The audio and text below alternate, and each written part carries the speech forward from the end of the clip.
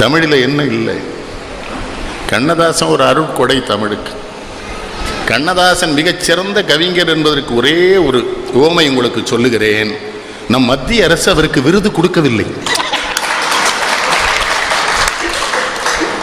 அப்பவே நமக்கு தெளிவா தெரியல சந்திரசேகர், அப்ப இந்த ஆள் அறிவாளி தான். சிவாஜி கணேசனுக்கு விருது கொடுத்தானுங்களா?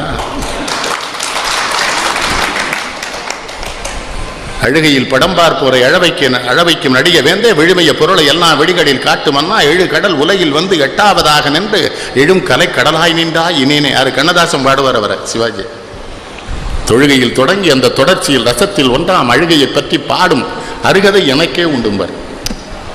நன்றாய் அழுதவன் ஆதலாலே அனுபவம் அதிகம் பார்த்தன். கண்வழி சொரியும் உப்பு கடவுளால் வரலாம், பெற்ற மகனால் வரலாம், மண் வழி வரலாம், மனைவியின் வழியில் வரலாம், நண்பர்கள் வழியிலே தான் நான் கண்ட கண்ணீர் உப்பு. எவ்வளவு பெரிய ஆளு கண்ணதாசன். சினிமா பாட்டு பெற வச்சுங்க. தமிழ்தாய் வாழ்த்து அவர் பாடியிருக்க விதங்கள்.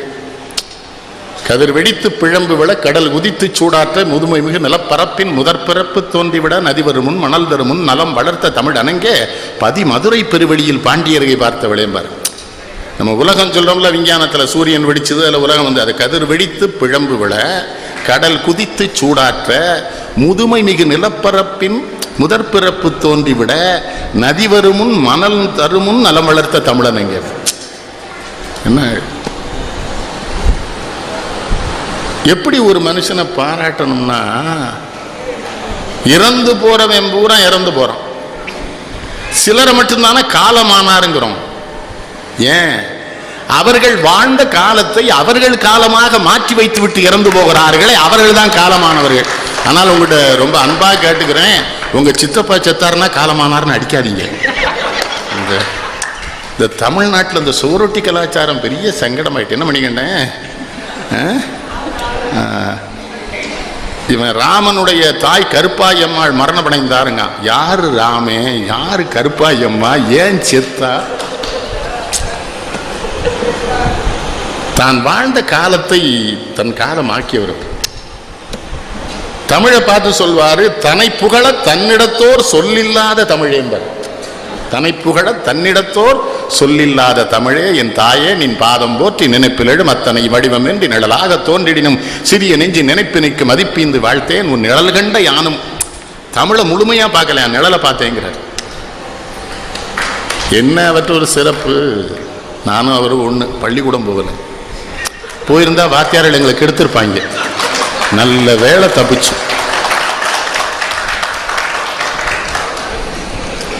எங்கள் தந்தையார் சொன்னாங்க, நல்ல வேலை போகலையா, பொழைச்சிட்டீங்க. ஏன்னா அவங்க பள்ளிக்கூடமே போனதில்லை. எங்கள் தந்தையார் முன்னால் கிவா ஜெகநாதன், வாரியார் சாமிகள், தமிழகத்தின் தலை சிறந்த தமிழகங்கள் நெல்லைக்கு வந்தால் பார்க்க வருவாங்க, கைகட்டி தான் நிற்பாங்க. அவங்க பள்ளிக்கூடம் போனதே இல்லை. கல்லாடம் தலைகளை சொல்லுவாங்க. அவங்க என்கிட்ட சொன்னது, பாரதியாருக்கு பிறகு கண்ணதாசன் தாண்டா கவிஞர்பாங்க. 8வதா பிறந்தவர் கண்ணதாசன். ஒன்றும் அவராக பேர் வச்சுக்கல. வலம்புரி சோமநாதன்ட்ட வேலைக்கு போகிறாரு. வலம்புரி சோமநாதன், தம்பி உன் பேர் என்னன்னு கேட்குறாரு. அப்போ கம்பதாசன் பாரதிதாசன்லாம் இருந்தோன்னு இவரா சும்மா கண்ணதாசன் இருக்கார், அந்த பேரே நின்றுடுச்சு. அவர் பேர் முத்தையா. முத்தையா. அந்த கடவுளை பற்றி அவர் பாடினது கூட பாருங்க. திருமுருகாற்றுப்படைய அந்த அந்த அந்த படத்தில், தேவருடைய படத்தில் ரொம்ப சின்னதாக சொல்லிடுவார். இந்த அறுவடை வீடு கொண்ட திருமுருகாற்றுப்படை தனியே வரும் முருகா. அதுபடி வேண்டிய மாம்பழத்தை கணபதிக்கு அந்த வெள்ளி பனித்தலையர் கொடுத்ததற்கு ஆண்டியின் கோலம் கொண்டு. பிள்ளையார் தானே நம்ம நாட்டின் சுரண்டல் வர்க்கத்தின் முதல் தலைவர். என்ன சொல்றீங்க? நம்ம கட்சியிலலாம் அப்படி பிள்ளையாரா தானே மேலே இருக்கான். நம்ம முருகன் பூரா தெருவில் இன்னும் மயிலில் சுற்றிக்கிட்டு இருக்கோம். என்ன தலைவரை? என்ன சொன்னார் சிவபெருமான்? உலகத்தை 3 முறை சுற்றி வரவனுக்கு தானே பழம்னாரு. முருகன் தானே ஒழுக்கமாக சுற்றிட்டு வந்தான். இந்த ஆங்கிலத்தில் ஃப்ளாட்டரிங்கிறாங்களா, புகழ்ந்து ஏமாத்துறத முதல்ல தோக்குனர் பிள்ளையார் தான். அதனால தான் அந்த ஆளுக்கு கல்யாணமே ஆகலை. அந்த துரோகத்துக்கு தான். வேண்டிய மாம்பழத்தை கணபதிக்கு அந்த வெள்ளி பனித்தலையர் கொடுத்ததற்கு ஆண்டியின் கோலம் கொண்டு மலை மீது நீ அமர்ந்த பழனி ஒரு படைப்பு.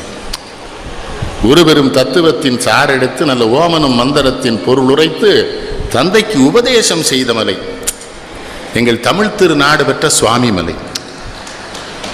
அது என்னது? நம்ம கடவுளர் வணக்கம் எல்லாமே செய்தி. நமக்கு நம்ம என்ன பண்ணிட்டோம்? மூதாதையர்களை பூரா முட்டாள்கள் என்று சொல்லிவிட்டு நாம் முட்டாள்களாக வாழ்ந்து கொண்டிருக்கிறோம்.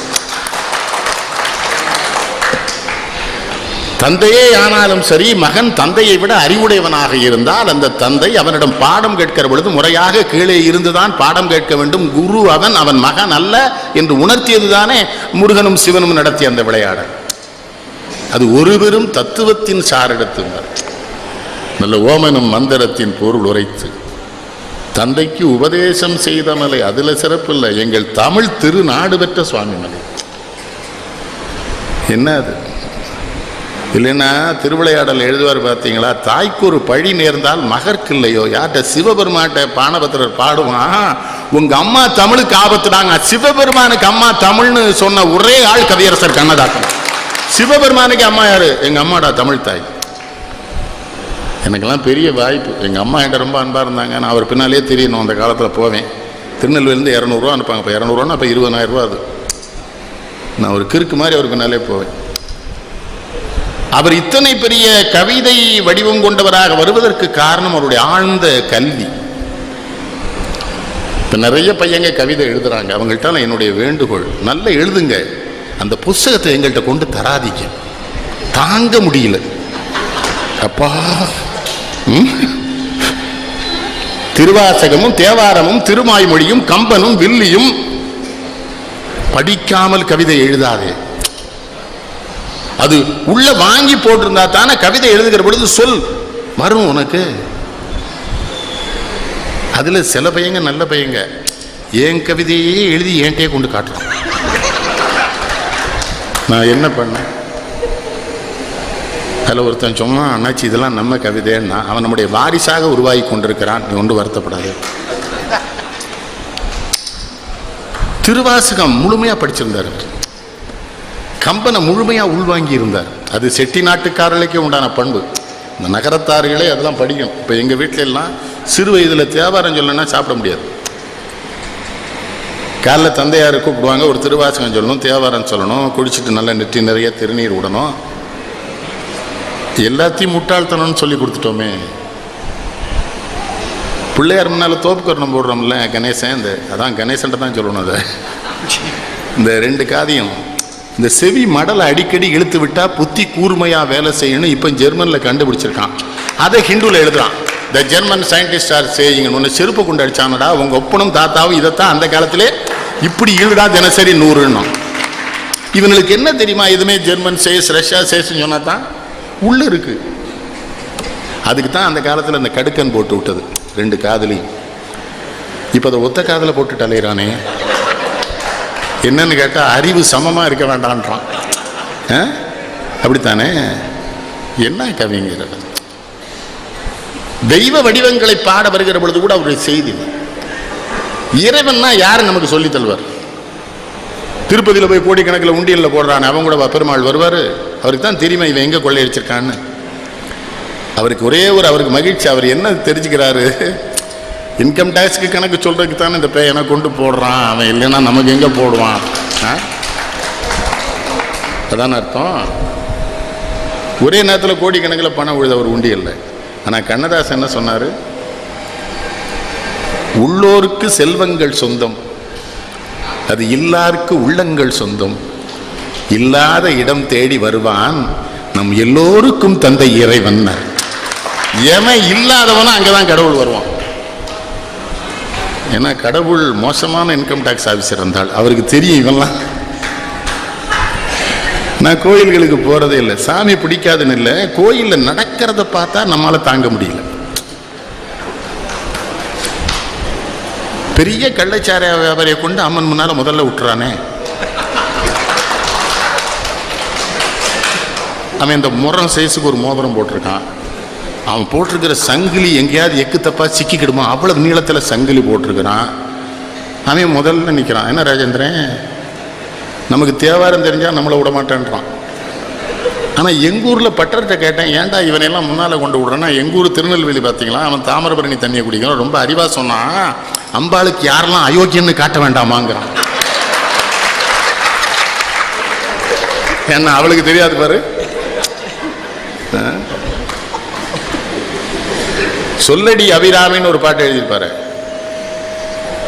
வாராயோ திருமுகம் தாராய். அதெல்லாம் கேஸ் கோலேஷன் பண்ண படம். அது எஸ்சி சுப்பியா, அது அபிராமி பற்றா வர்றது, அவர் நிற்கிறது, நமக்கு ஒரு நம்பிக்கையே வரும். இப்போ அந்த அம்மா வந்துருவா, இவன் கூப்பிட்றதில்ல. கடவுளை அப்படி போய் கும்பிடணும். கடவுளை அத்தான சொல்றாரு, இல்லாத இடம் தேடி வருவான். அடுத்து என்ன சொல்றார், நாம் எல்லோருக்கும் தந்தை இறைவன். கடவுள் மேல அவருக்கு ரொம்ப கோபமும் உண்டு. கடவுள் மனிதனாக பிறக்க வேண்டும், அவன் காதலித்து வேதனையில் வாட வேண்டும். பெண் என்றால் என்னவென்று பூரா இவர் பண்ண சிக்கலுக்கு அவர் எழுதுகிறார். இப்ப நிறைய பிள்ளைகள் காதல் தோல்வியில தற்கொலை பண்ணிக்கிறாங்க பாத்தீங்களா. அதுக்கு ஒரு வழி அவர் தான் சொன்னார். ஒரு முறைதான் காதல் வரும் தமிழர் பண்பாடு, அந்த ஒன்று என்ன என்பதுதான் கேள்வி. இப்போது மறுமுறையும் காதல் வந்தால் வாழ்வது எவ்வாறுன்னு, நம் வாழ்க்கையே காதலித்தால் புரியும் அப்போதுன்னு சொல்ல. என் மேல ரொம்ப அன்பா இருப்பார். அவருக்கு ஒரே ஒரு வருத்தம், அவருடைய பழக்க வழக்கங்கள்லாம் நான் பங்கு பெறலேன்னு வருத்தம். ஒரு தடவை குற்றாலத்தில் வச்சு என்கிட்ட சொல்றாரு, இந்த பாலாடையில் வச்சு ஒரு 100 மில்லி போட்டுட்டுமான்னார். ஒன்றும் வேண்டாம், நீர் ரசமான தத்துவம் ராட்சச சிந்தனைகள். சொர்க்கத்து ரம்பையும் மேனகை ஊர்வசி தோகையும் நடனமாட துள்ளி குதிக்கும் ஒரு கடலலை தான் அந்த தோதுக்கு தாளம் போட, தட்டத்திலே மது கிண்ணம்பை தெடுத்துவா தங்கமே இன்னும் இங்கே தழுவாத நீ உண்டு நான் உண்டு என்னையே தழுவாது மரண பயமே. என்ன ஆடும். பல பேர் அவரை தவறா புரிஞ்சிருக்காங்க. அவர் குடிச்சிட்டு மேடைக்கு வர மாட்டாரு, குடிச்சிட்டு எழுத மாட்டாரு, எல்லாம் முடிச்சுட்டு இரவு குடிக்க ஆரம்பிப்பார் 12 மணிக்கு, காலையில் 4 மணி வரை. ஆனால் அப்படிலாம் குடிக்கவும் முடியாதுன்னு அந்த குடிகாரர்கள் எனக்கு சொல்றாங்க. அது ஒரு வேள்வி மாதிரி குடிப்பாருங்கிறான். அதெல்லாம் நமக்கு என்ன மனுஷன் அவர். சீசரை பெற்றதாயும் சிறப்புற பெற்றாள், காமராசரை பெற்றதாயும் நாட்டிற்கே பெற்றாள், அங்கு நாசரை பெற்றதாயும் நலமுறை பெற்றாள், என்னை ஆசையாய் பெற்ற தாயோ அழுவதற்கென்றே பெற்றாள். ரொம்ப திரைப்படத்துக்கு அதுதான் எனக்கு சாதனை. புரட்சி தலைவருக்குன்னு ஒரு பாட்டு எழுதுவார், சிவாஜிக்குன்னு ஒன்று எழுதுவார், ஜெமினி கணேசனுக்கு ஒன்று எழுதுவார், ஜெய்ஸ் அவங்க தரத்துக்கு.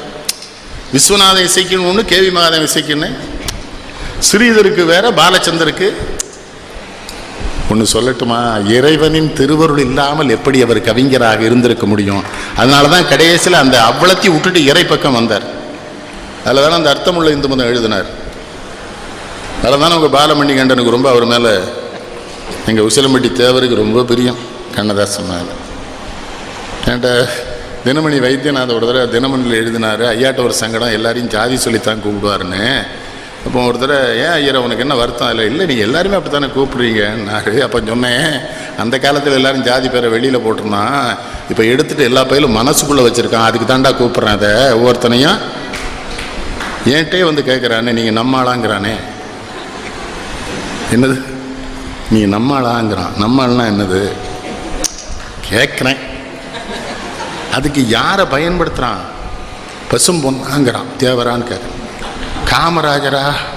ஜாதிகளுக்கு அப்பாற்பட்டு இந்த நாட்டின் விடுதலைக்கு பாடுபட்ட நல்ல தலைவர்களை கூட ஜாதி அடையாளமாக்கிட்டான இன்னைக்கு. என்ன உண்டா இல்லையா ரவி? எங்கால் பூரா வஉசி படத்தை போட்டு கல்யாண கேன அடிச்சுட்டு வரான். நான் கேட்பேன், இந்த ஆள் யார் உனக்குமே?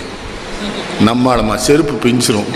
அந்த ஆள் சோத்துக்கு இல்லாமல் செத்தான், ஒரு ஜாதிக்கார பயில அப்போ உதவலை. இப்போ என்னடா ஜாதி?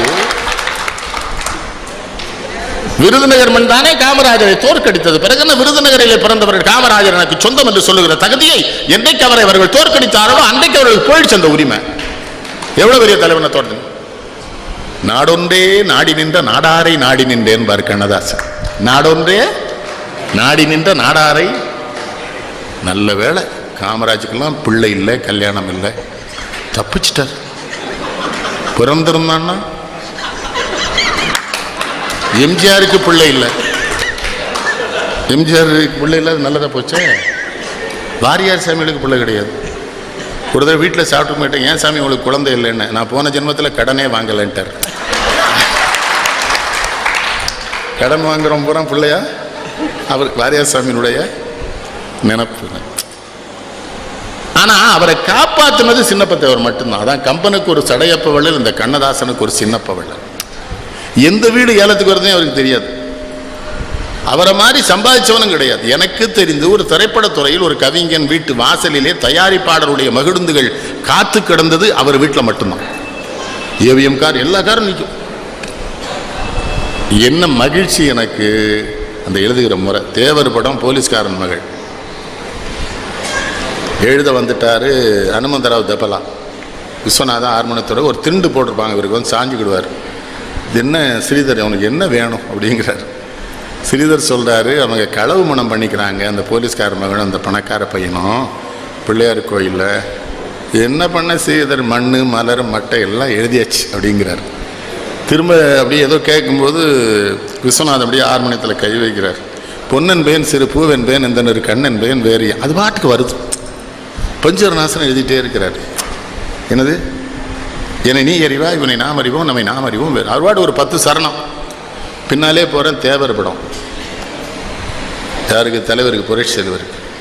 அங்கே வேற தொட்டுவிட தொட்டுவிட தொடரும், கைப்பட்டு விட பட்டு விட மலரும், பக்கம் வர மயங்கும், உடன் வெட்கம் வந்து தயங்கும், பெண் பார்க்க சென்ற போது தலை மண் பார்க்க நின்ற மாது தன் பாண்டி செயலை குலுங்க, என்னை சேர்ந்தாலே கண்கள் மயங்க, முத்தான கண்ணி நகையும் முதுராத காதல் கதையும் அத்தான் என்ற அந்த மயக்கத்தில் நான் ஒரு மேடையில் சொன்னேன், நான் உங்களை ரொம்ப காதலிக்கிறேன், நான் ஒரு பெண்ணாக இருந்தால் நான் உங்களை கல்யாணம் பண்ணிக்குவேன், ஆனால் கருப்பு நிற பெண்கள் உங்களுக்கு பிடிக்குமோ பிடிக்காதோன்னு. இந்த சண்டாளம் பதில் சொல்கிற போது சொல்கிறாரு, பெண்களில் நான் நிறம் பார்ப்பதில்லை. அன்னைக்கு காந்தி கண்ணதாசன் சொன்னான், உங்களுக்கு அப்பா இருக்கிற உறவுப்புறம் எனக்கு எழுதித்தாங்கன்னு. நான் புத்தகமாக மிகப்பெரிய மேதை, மிகப்பெரிய மேதை. சாஸ்திரி இந்த நாடே கேலி பண்ணிச்சலா குள்ளமாக இருக்கிறாருன்னு. பாகிஸ்தான் போரில் வெற்றி அடைஞ்சார்ல சாஸ்திரி, சென்னைக்கு வருகிறார். தமிழ்நாடு காங்கிரஸ் சத்தியமூர்த்தி கோனுக்கு வர்றார். இவர் என்ன எழுதினார் தெரியுமா? நாலடி எனவே நகைத்த சூரனை வேலடி அடித்த வேலவா வருக. முருகப்பெருமானி சூரபத்மனையும் சேர்த்து பாகிஸ்தான சூரபத்மன் ஆக்குறாரு, சாஸ்திரிய முருகன் ஆக்குறாரு. நாலடி எனவே நகைத்த சூரனை வேலடி அடித்த வேலவா வருக, கற்றூன் பிளந்த சிற்றுளி வருக. இது மொழி வெறிச்சு சொல்லிட்டே இருக்காங்க சாஸ்திரிக்கு. அவர் எந்திரிச்சு வந்து இவர் அப்படியே, இவர் நல்ல உயரம் ஆஜானுபாவா பாரு. கவிஞர் ரொம்ப அநேகமாக கவிஞரை மாதிரி அவருடைய 13 பிள்ளைகள் அவரை மாதிரி இருக்கிறது விசாலினி மட்டும்தான். அதே நிறம், அதே உயரம், அதே மாறுகன்னு அவரை மாதிரி எழுதுது அந்த பொண்ணு, ரொம்ப நல்லா எழுதுது. அதான் நான் ஒரு தடவை கேட்டேன், இது 13 தானே விசாலினி என்ன? ஆமான்னாரு. இது உறுதி தானேன்னு. கேள்வி பண்ணுறீங்களா? இல்லை கேட்குறேன்னு. இந்த கடைசி பிள்ளை எங்கள் ஊரில் வேறு மாதிரி சொல்லுவாங்கன்னு. உடனே ரசனையாக கேட்பார், என்ன சொல்லுவாங்கன்னு? வலிச்சு விட்ட தோசைன்னு சொல்லுவாங்கன்னு. இது அது விசாரணை இப்போ பார்த்தாலும் சொல்லும். அப்பா நீங்கள் சொன்னீங்களா என்ன? இது உங்கள் ஒப்பட்டெல்லாம் சொன்ன மட்டும் சொல்லலையே. அவருடைய குழந்தையே ஒரு பையன் அவர்கிட்ட வந்து புஸ்தகம் வேணும்னு கேட்டுட்டு இருக்கான். இவருக்கு அவன் தான் குழந்தைன்னே தெரியல. நிறைய பேருக்கு வாங்கி கொடுத்தாச்சு, இனிமேல் முடியாதுங்கிறாரு. அவன் சொல்ல, உன் மகன் யான்னு ஆக்குறான். அப்போ தான் என்கிட்ட சொல்கிறாரு, எண்ணிக்கை தெரியாமல் குழந்தை பெற்றுவிட்டு எவன் குழந்தை என்றே எனக்கு தெரியவில்லை. அவன் பாட்டுக்கு வந்து கேட்டுக்கிட்டு இருக்கான். நிறைய வாங்கி கொடுத்தாச்சுங்கிறாரு இவர். அவன் உங்கள் பிள்ளை தான் பண்ணா அப்படின்னு. அது மனோரமாச்சு ஒரு தடவை சொல்லிச்சு, நல்ல வேலைன்னு எல்லாமே 1 2 3ன்னு நம்பர் போட முடியுது உன் வீட்டில் என்னது கண்ணதாசன்ட்ட. எதுக்குன்னு 3A 4Aன்னு 2 பராம பண்ணி என்னது, அது கிண்டல். எப்படி ஆழவர் அவரோட பழகுவதே சொல்லும். அவர் மாதிரி பிறப்பின் வருவது யாதென கேட்டேன், பிறந்து பாரன இறைவன் பணித்தான். படிப்பில் வருவது யாதென கேட்டேன், படித்து பாரன இறைவன் படித்தான்.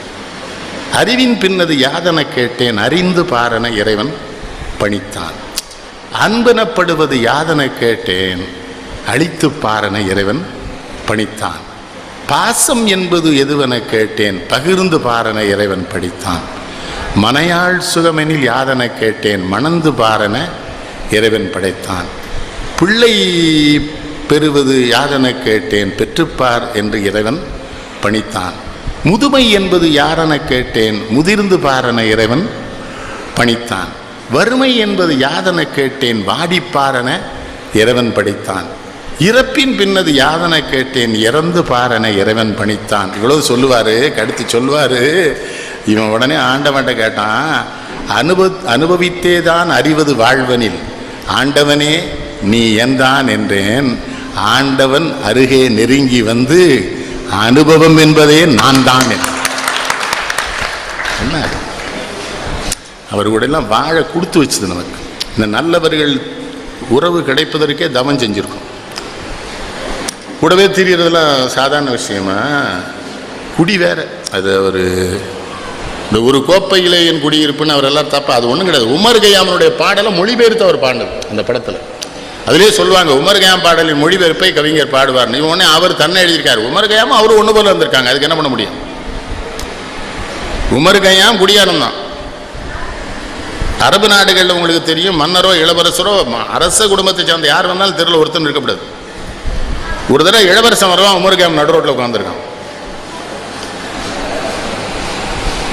அந்த காவலர்களை வெட்ட போறாங்க. இளவரசன் சொல்றான், அவன் பள்ளி தோழன், விட்டுருங்க. பக்கத்தில் போறான். என்ன உமர் அப்படிங்கிறான். நான் இளவரசன் தெரிகிறதாங்கிறான். உமர் கய்யாம் பதில் சொல்றான், அதனால் தான் நீ நிற்கிறாய், நான் உட்கார்ந்துருக்கிறேன்கிறான். அதுக்குள்ள ஒரு செய்தி இருக்குது. பதவிகளுக்கு போனேன்னா எல்லா இடத்துலையும் உட்கார்ந்துட முடியாடா, நான் கவிஞன் தெருவில் உட்கார்ந்துருக்கேன். நீ இப்போ உன்னை இளவரசர் நில அந்த மண்பாண்ட கடையை பாருங்கிறான். இளவரசன் பார்க்குறான். அதுக்கு பேருங்கிறான் பானை, இதுக்கு பேர் செம்பு, அதுக்கு பேர் மூடி. ஒவ்வொன்றா சொல்லிட்டு இருந்தோம். உமர் கய்யாம் சொல்லியிருக்கான், எல்லாம் மண் அப்படின்னு. நீ இளவரசனும் அல்ல, நான் நம்ம எல்லாரும் மண் தானே. இந்த செல்போனை கொஞ்சம் அணைச்சி வச்சிருங்களேன். ஓ இவனே பண்ணுறானோ பாட்டுக்கு கோவத்தில் மைக்கை உருவி விட்டுறக்கூடாது. அது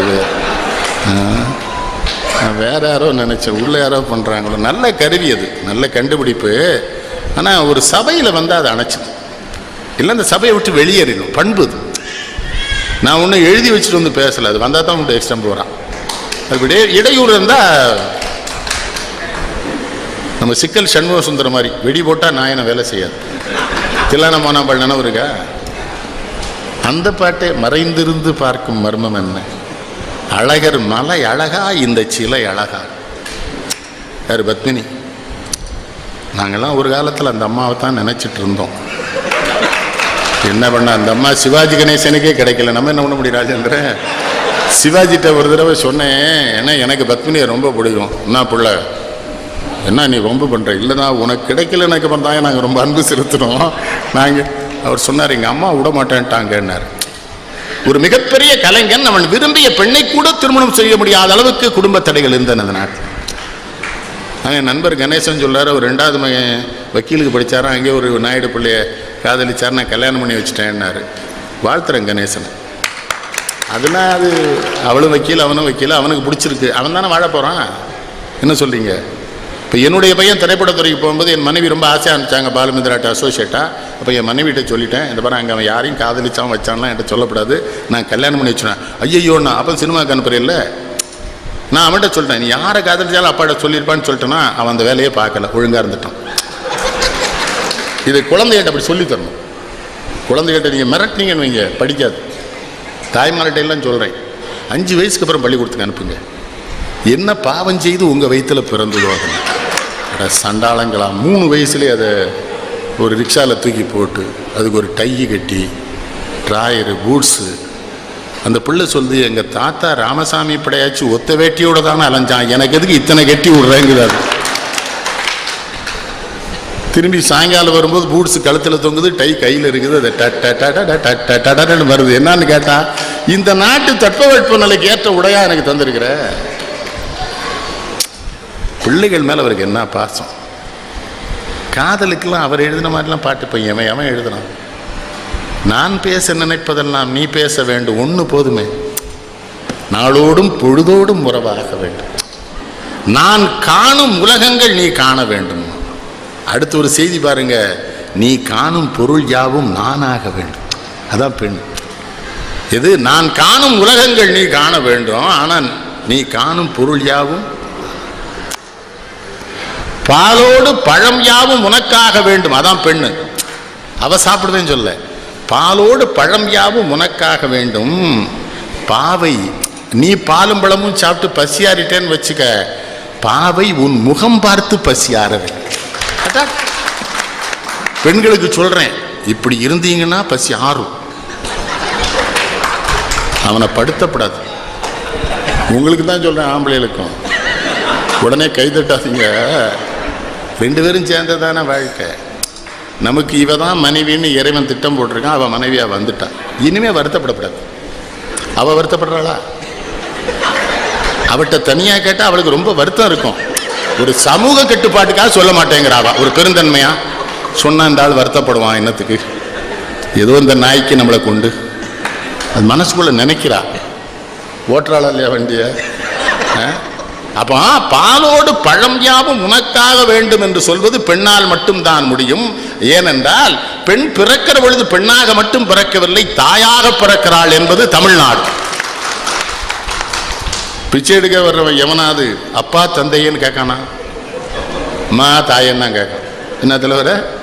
அப்பா தந்தை என்னன்னா குடும்பத்தில் பிரச்சனை வந்துடும். அதையும் நீங்க தெரிஞ்சுக்கணும். அவ கேட்பா, பிச்சை எடுக்கிறவன் அப்பா தந்தை வைக்கிறான். ஒண்ணு சரியா? நான் சொல்றது புரியுதுங்களா?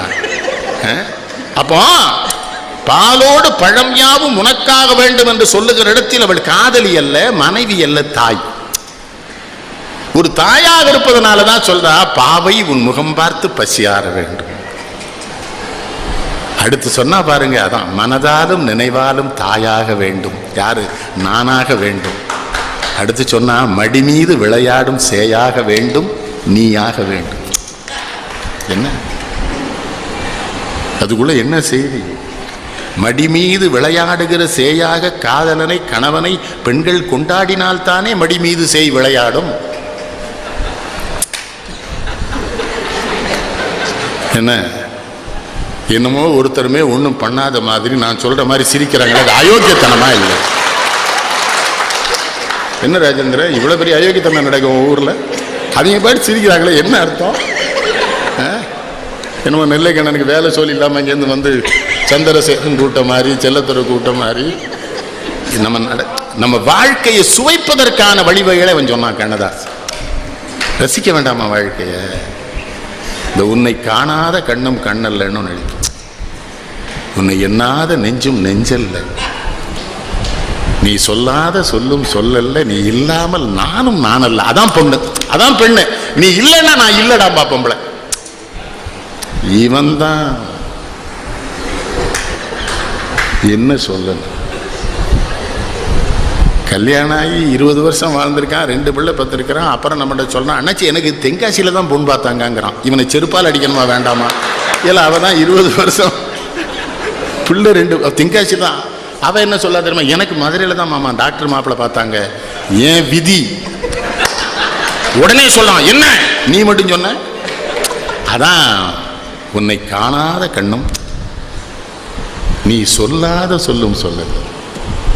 அதுல முடிப்பாம்பத்தில் அந்த பாலும் படத்துல சொல்லென்றும் மொழியென்றும் பொருளென்றும் இல்லை, சொல்லாத சொல்லுக்கு விலையேதும் இல்லை. அது என்ன தெரியுதா உங்களுக்கு?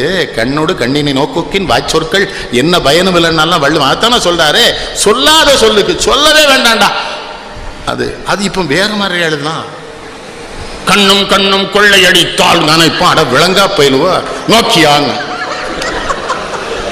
அந்த நோக்கியாங்கிற பேர் அந்த போனுக்கு ஏன் வந்தது தெரியுமா? அதை கண்டுபிடிச்ச 2 ஜப்பான் இளைஞர்களுக்கு அவங்க ஊருக்கு உலகம் பூரா பேர் வரணும்னு நினைச்சான். அவன் ஊரு பேர் நோக்கியா, அதை அதுக்கு வச்சான். இங்க எல்லாத்துக்கும் தான் பேரையே வச்சுட்டான் உளை. அவன் பாருங்க ஊரு பேரை வைக்கிறான் நோக்கியான்னு. நம்மளால வைப்பானா சந்திரசேகர்? அது போல நீ சொல்லாத சொல்லும் சொல்லல்ல என்பது வேறொன்றும் இல்லை. இவ காதலிக்கிறா, இவ சொல்றா உன்னை காணாத கண்ணும் கண்ணல்லன்னு.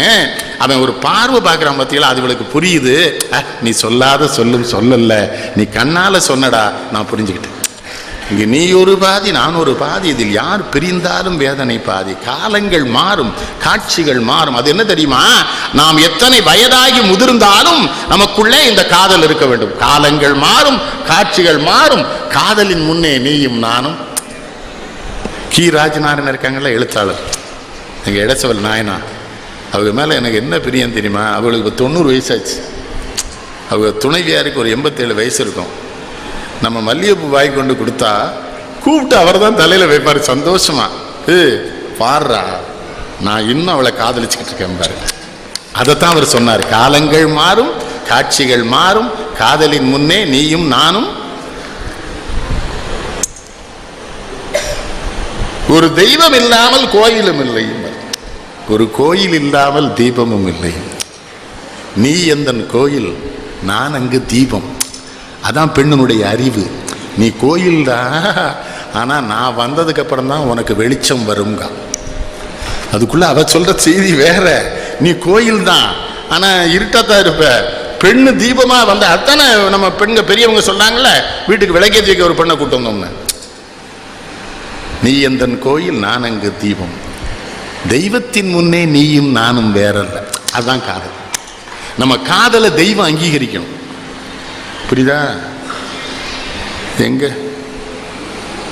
நம்ம காதலிக்கிற வயசெல்லாம் போயிட்டு, ஆனாலும் காதலிக்கலாம், தப்பு இல்லை. அம்மாவை காதலிக்கலாம், பிள்ளைய காதலிக்கலாம், நாட்டை காதலிக்கலாம். நாட்டை காதலிக்கலாம் தானே. இந்த காதல் பாட்டில் இந்த ரெண்டும் தான் என்னை ரொம்ப பாய்ச்சேன். நான் பேச நினைப்பதெல்லாமும், அப்புறம் என்ன யாரென்று எண்ணி எண்ணி நீ பார்க்கிறாய். அந்த காலத்தில் இந்த படங்களும் அப்படி வந்தது ஐயா. இப்போ அந்த ஸ்ரேயா உடுத்தவே மாட்டேங்கல. முதலமைச்சர் விழாக்கும் அவளை கூட்டு வந்துடுறாங்க. என்னன்னு கேட்டேன். வயதானவர்கள் மகிழ்ச்சியாக இருப்பதற்காக திரைப்படத்துறை அண்ணா பல்கலைக்கழகத்தின் 100ஆண்டு விழா மண்டபத்தில் திரைப்படத்துறை விழா நடத்துகிறார்கள் என்றால் இந்த நாடு தேருமா? ஸ்ரேயா, தமன்னா, இப்ப ஜெனிலியாவா, சிவகுமாருக்கு தெரியுமா? நீங்களாம் புண்ணியம் செஞ்சவங்க. நாங்கள் பூரா பத்மினி, சாவித்திரி, பசுவலேடி, கண்ணாம்பா, அந்த காலத்தில் நம்ம அத்தானை பார்த்தோம் தலைவா. அப்படி எனக்கு ரொம்ப ஆச்சரியமாக இருக்கும். இங்கே சிவாஜி கணேசனை பற்றி அவர் எழுதுகிற பொழுதுலாம் கொதிப்பார். யார்? கண்ணதாசன். அவன் இவ்வளோ பெரிய கலைஞன், அவனுக்கு மரியாதை பண்ணலையாடாது. என்ன பண்ண, அந்த நாட்டில் விருதை விற்கிறான், வாங்குறான். நம்ம பையங்களே படித்ததாவே சொல்ல மாட்டேங்கிறானே. மாப்பிள்ளை என்ன வாங்கியிருக்கேங்க? எம்ஏ வாங்கிட்டேங்க. வாங்கிட்டான், எம்ஏ வாங்கிட்டான். அவனை ஆங்கிலத்தில் பேச சொன்னால் என்ன பண்ணுவான்?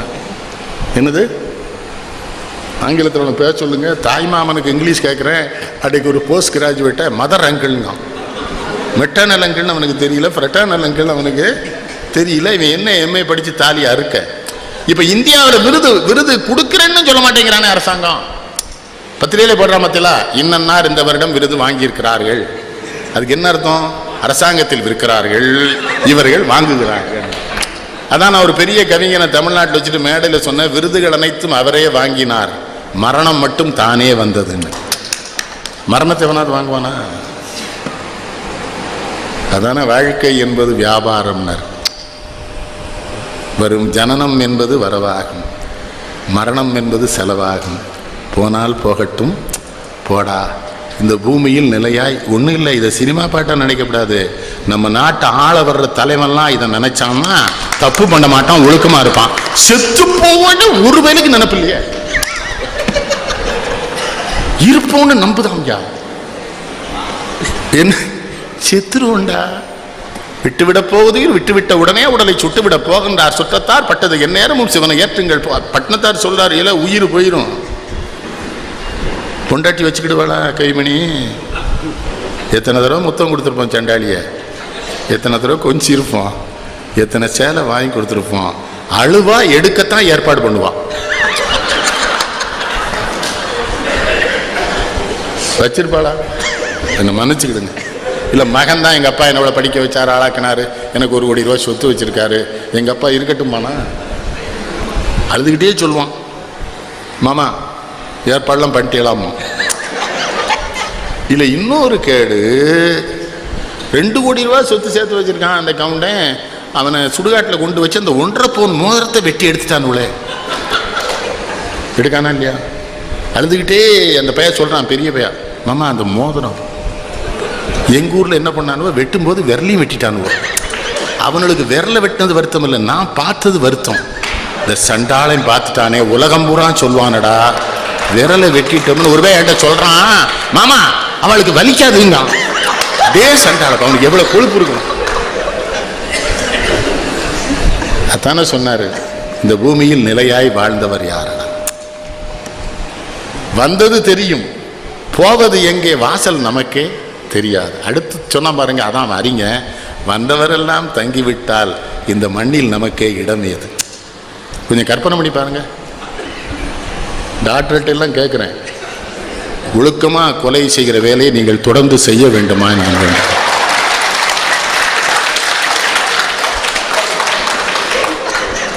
ரெண்டு சின்ன பிள்ளைகள் ரசிப்பாங்க, அதுக்கு தான் சொல்றேன். அவங்க என்ன மேல வருத்தமா பட போறாங்க? அவங்களால என்ன பண்ண முடியும்? எவனோ மருந்து கண்டுபிடிக்கிறான், அவன் லிட்ரேச்சர் கொடுத்துறான். இப்போ லிட்ரேச்சர் தானே doctor, they are calling it as literature இல்லையா?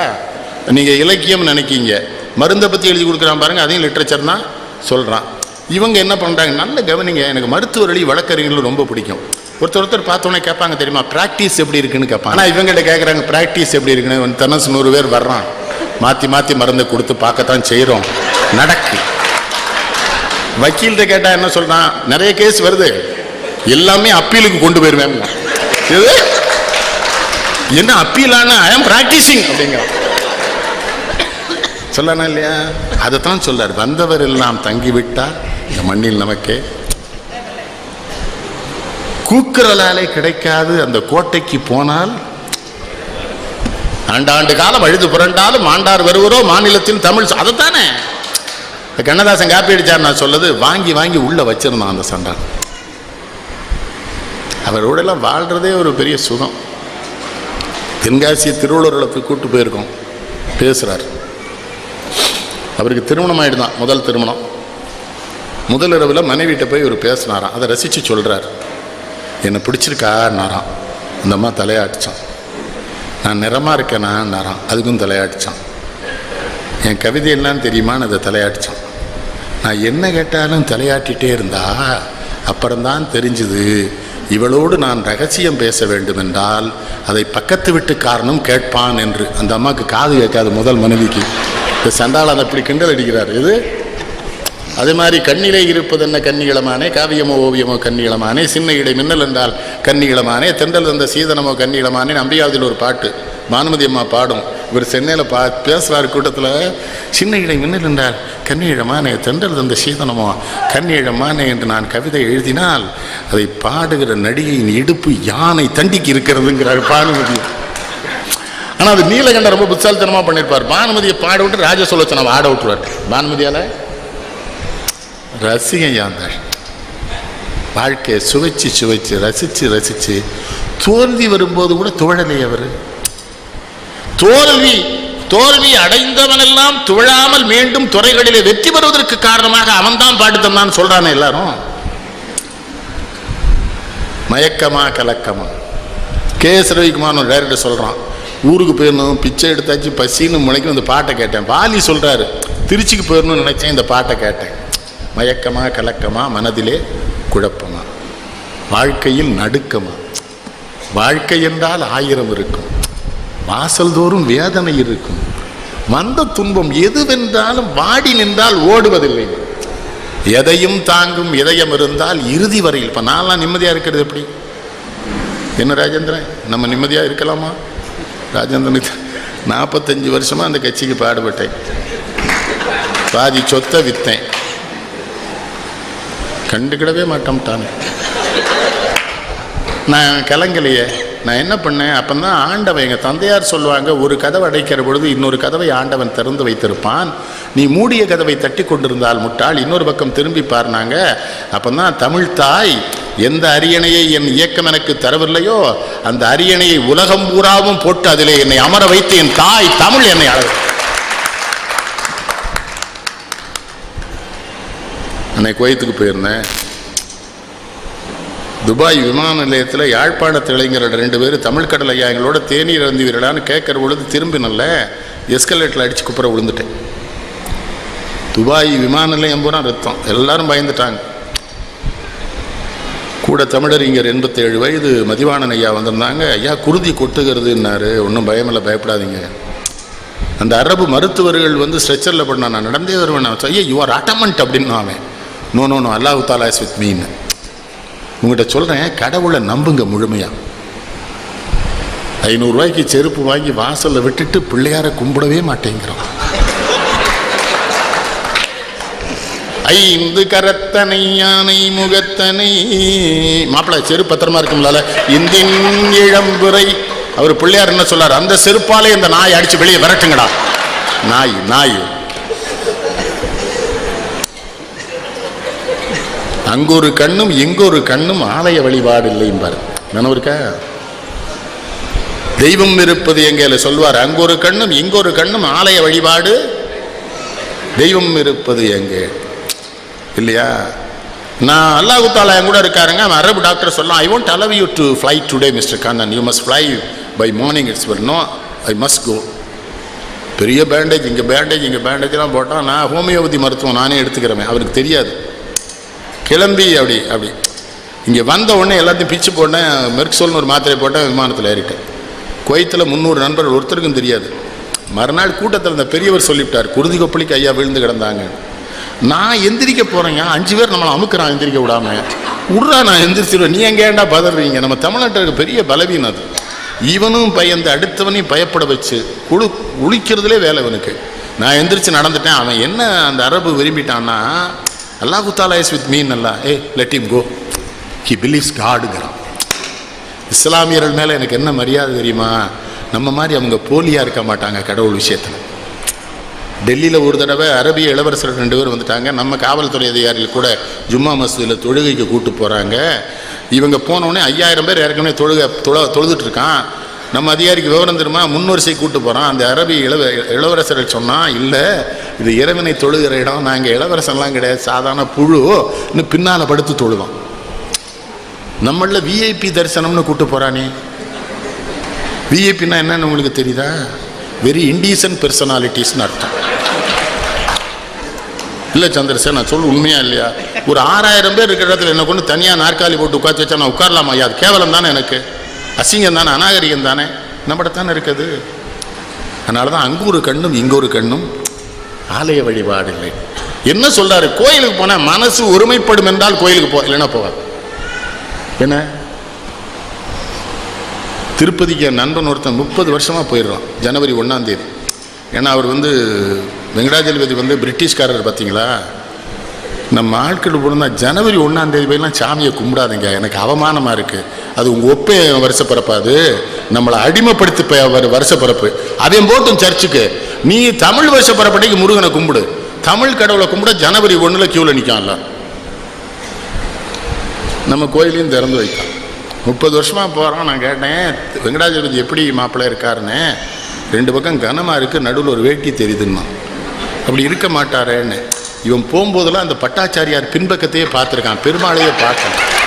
ஓகேங்களா? அப்போ தான் சொன்னேன், ஏல அப்படிலாம் இருக்க மாட்டார்டா பெருமாள், அப்படி தான் இருக்காருமா.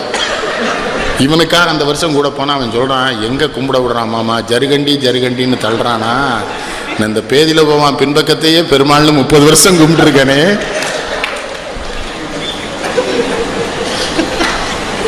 ஆறு மனமே ஆறு அந்த ஆண்டவன் கட்டளையார், தேர்ந்து மனிதன் வாழும் வகைக்கு தெய்வத்தின் கட்டளையார். அந்த பாட்டு, இந்த சிவாஜி கணேசன், அவனெல்லாம் கடவுள் நம்மகிட்ட கொண்டு கொடுத்தான் பாருங்க. சிவாஜி கணேசன் எல்லாம் அவன்லாம் ஹாலிவுட்டில் பிறந்திருந்தா எங்கேயோ போயிருப்பான். அந்த ஆள் நம்மகிட்ட பல கெட்டிக்காரன் மாட்டிட்டு சீரழிஞ்சிட்டான் பாரதியார். ஆனால் நம்ம தெளிவாக இருக்கோம். அறிவானவே கெட்டிக்காரனை போகிறான், பிச்சை எடுத்து சாக விடுறதுல தமிழனை மாதிரி சிறந்த இனம் உலகத்திலே கிடையாது. அண்ணாச்சி அவள் பாரதியார் செத்தாச்சு, சோத்துக்கு இல்லைங்க. அட சண்டாளன், அவன் சாகலடா, அவன் காலமானான். 39 வயசுல இருந்தான், இன்னைக்கு இருக்கிறானே பாரதி. செத்தா போனா, கண்ணதாசன் செத்தா போனார், 24ஆம் தேதி பிறந்த நாளுங்கிறீங்க. போன செம்மொழி மாநாட்டினுடைய 2ஆம் நாள் ஒரு பிறந்த நாள். நான் சொன்னேன், அவர் படத்தை மேடையில் வைக்கல. என்ன இருக்கா, செம்மொழி மாநாடு 23ஆம் தேதி 24ஆம் தேதி அவருடைய. 24ஆம் தேதி பிறந்தவங்க தமிழ்நாட்டில் யாரெல்லாம் தெரியுமா? இன்றைய முதல்வர் ஜெயலலிதா 24ஆம் தேதி, கண்ணதாசன் 6ஆம் நம்பர். கொஞ்சம் முரடாக இருப்பாங்க. கவிஞர்கிட்ட அப்படி கிடையாது. குடிக்கிறதுலாம் நான் சொல்லல. வாலி ஏதாவது வாலி ஒரு பாட்டு எழுதுனா நேர்மை. மாதவி பொன்மையிலால் தொகை விரித்தாள் வாலி பாட்டு. கவிஞர் பாருங்க, சின்ன பிள்ளை மாதிரி விஸ்வநாதன்ட்ட, விச்சோ இந்த பாட்டு நான் எப்பண்டா எழுதுனேன்னு இருக்காரு. உடனே விஸ்வநாதன் சொல்லியிருக்கா, அண்ணா அது நீங்கள் எழுதல, வாலி ஐயங்காரா எழுதுனா, வா அவனுக்கு போய் பாராட்டு சொல்லுவோன்னு போயிருக்கேன்.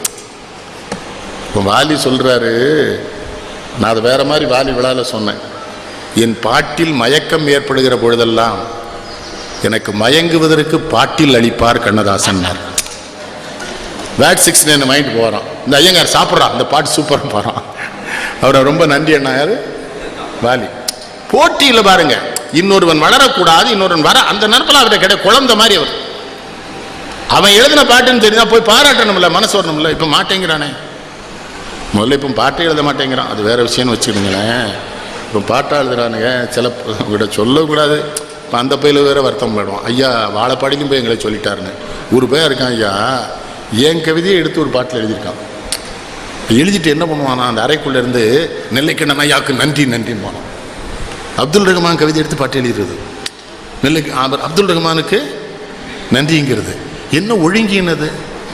கண்ணதாசனுக்கு எல்லாம் அவர் வரும், அவருக்கு ஊற்று காதலை பற்றி சொல்லு.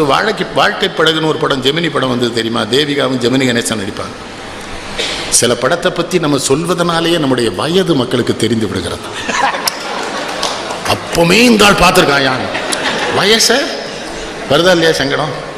இதுக்காக சில விஷயங்களை மறைக்க வேண்டியிருக்கு. எனக்கு காந்தியோட பழக்கம்னா முடிஞ்சு போச்சு. 100 இருக்கும் போலுக்க இன்னும் ஜாக மாட்டுக்கானே அம்மா. என்னது வாழ்க்கை படகுன்னு ஒரு படம், ஜெமினி கணேசன் ஜமீன்தார் மகன், இந்த பிள்ளை ஒரு நடனம் அங்கே காதலிச்சிருவான், அது பிரச்சனை வரும். அந்த பிள்ளை அருமையாக அந்த பாடல்லே சொல்லுவோம், அப்பா இருப்பார் ஜமீன்தார், ரொம்ப அருமையாக, உன்னைத்தான் நான் அறிவேன் மன்னவரை யார் அறிவார், என் உள்ளம் எனும் கோவிலிலே உன்னை என்று யார் வருவார், காதலித்தல் பாவம் என்றால் கண்களே பாவம் என்றோ, கண்களே பாவம் என்றால் பெண்களே பாவம் என்றோ, பெண்களே பாவம் என்றால் மன்னவனின் தாய் யாரோ. சண்டாள எங்க கொண்டு விடுறான் பாருங்க அந்த காதலை.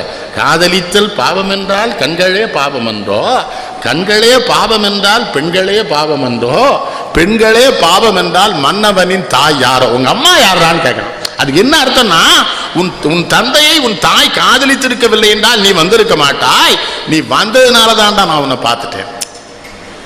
அதுக்கு தொடர்புக்கு சுமை தாங்கி படத்துக்கு போகணும், ஸ்ரீதர் படத்துக்கு. அந்த பொண்ணு அதுலேயும் தேவிகா தான் வருவா, அதுலேயும் ஜெமினி கணேசன் தான் வருவான். என் அன்னை செய்த பாவம் நான் மண்ணில் வந்தது, என் அழகு செய்த பாவம் நீ என்னை கண்டது. இது என் அன்னை செய்த பாவம் நான் மண்ணில் வந்தது, என் அழகு செய்த பாவம் நீ என்னை கண்டது, இதில் கண்கள் செய்த பாவம் நாம் காதல் கொண்டது. அடுத்ததான் யா கண்ணதாசன், இதில் கடவுள் செய்த பரிகாரம் பிரிவு என்பது. கடவுள் செய்த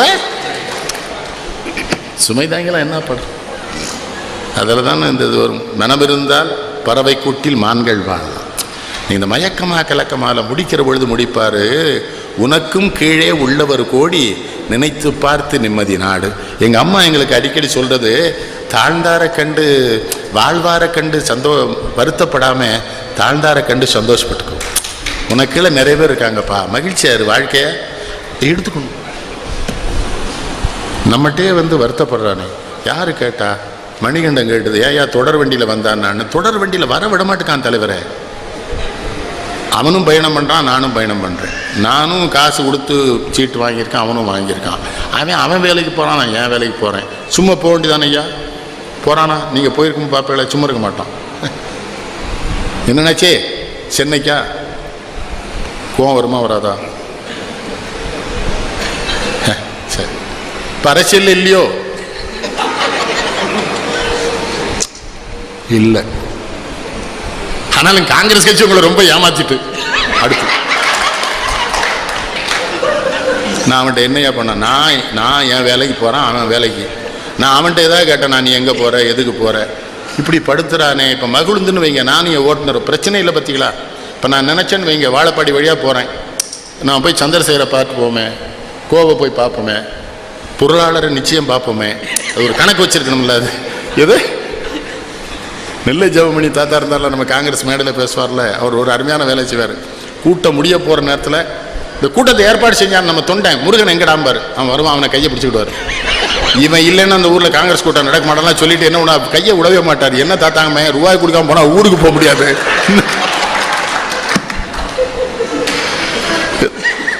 ஜோமணி நினைவிருக்கல உங்களுக்கு சண்டான. அப்போ மன்னவரின் தாய் யாரோன்னு கேட்பா. அப்ப தாய் காதலிக்காம நீ வந்திருக்க முடியாது. எத்தனை பாட்டு எத்தனை பாட்டு எத்தனை பாட்டு.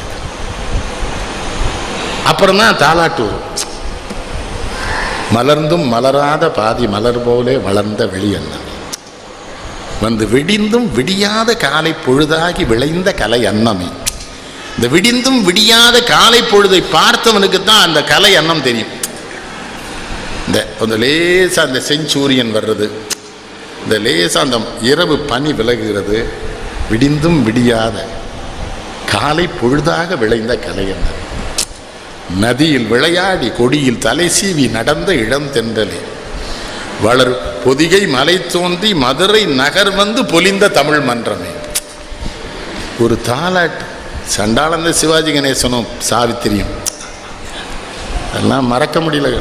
தமிழனா பிறந்தது நம்ம செய்த புண்ணியா, இல்லைன்னா அவனெல்லாம் பார்த்துருக்க முடியுமா? சிவாஜி கணேசனை, அவளை, இந்த கண்ணதாசனை, சண்டாளம். அதுக்குன்னு அந்த ஆளுக்கு இமையெல்லாம் பெருசாக எழுதியிருப்பான் அந்த படத்தில். சிவாஜிக்கு இமையை பெருசாக எழுதி நீசெல்லாம் நல்ல கருகருன்னு வச்சு. பின்ன சாவித்திரி கேட்கவே வேணாம்.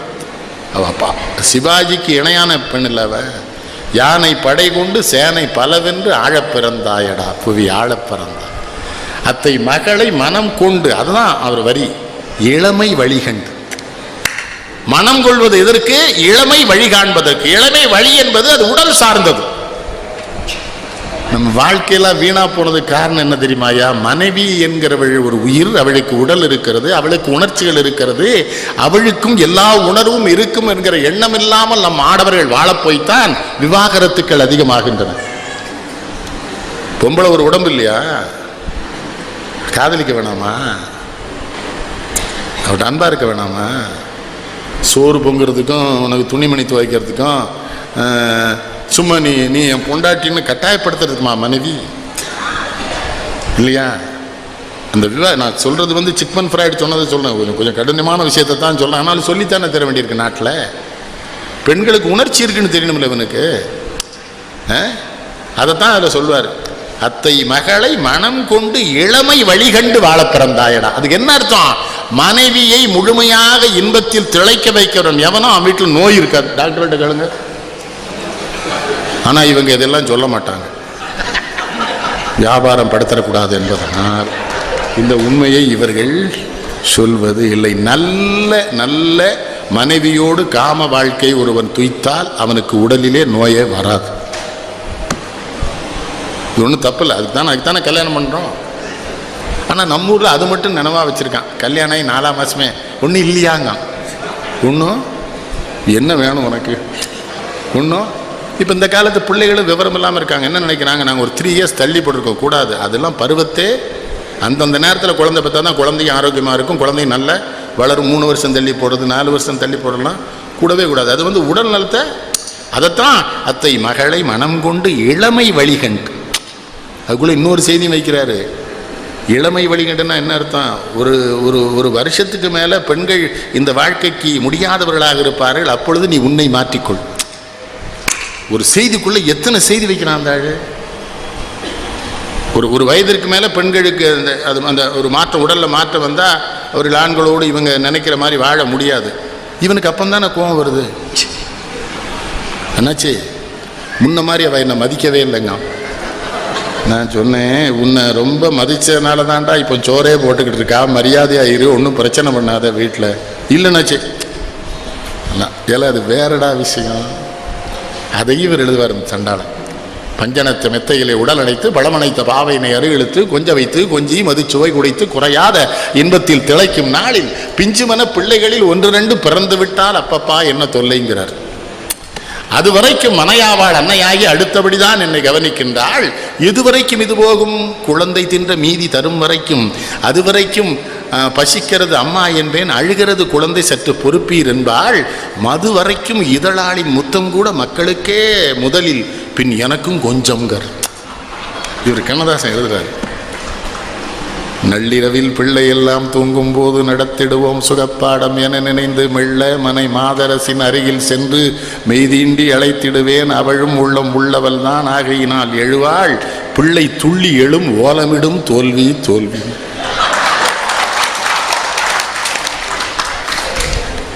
கள்ளனை ஓர் தேள் கடித்த கதையும் காதர் கதை நடுவில் பிள்ளைகளும் கதையும் ஒன்றே. கள்ளனை தேள் கடிச்சா தேள் கடிச்சிட்டு வீட்டுக்காரன் எழுப்பியா சொல்லுவான் கிழவனை போன. அது என்ன கணவனா இருந்து பாடுறாள். அதான் அவர் நான் ரசிக்கிறது. கணவனா இருந்து பாடிடுவான் கவிங்க, மனைவியாம் பாடுவார். மனை விளக்கை காதல் கொண்டு அடைக்கும் போது மக்கள் ஒரு தொல்லை என்று மலரில் கண்டீர். எனை விளக்கும் கேட்பதனில் எழில் மகவு பிறந்ததன்பின் கணவன் தொல்லைம்பா. மணி வடிக்கும் இருள் விளக்கின் ஒளியைப் போலே மக்களின் முன் இருளாவான் கணவன். கனி மணக்கும் மது வாயர் பிறந்து விட்டால் கணவன் உள்ளம் துறவரத்தை நாட வேண்டும். அந்த அம்மா ஒரு அருமையான கேள்வி கேட்பா. 1000 பேர் முன்னிலையில் கணவன் மார்பில் அணைந்து ஒரு முத்தம் தந்தால் நாய் இவள் என்று உரைப்பார்கள். எது?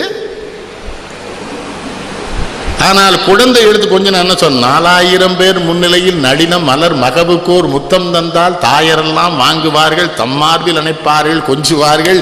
சேய் பெரிதா மணவாளன் பெரிதா ஐயா சிந்தனையே முதற் பெருமை யார் குறைப்பீர்? இவரே மனைவியாவும்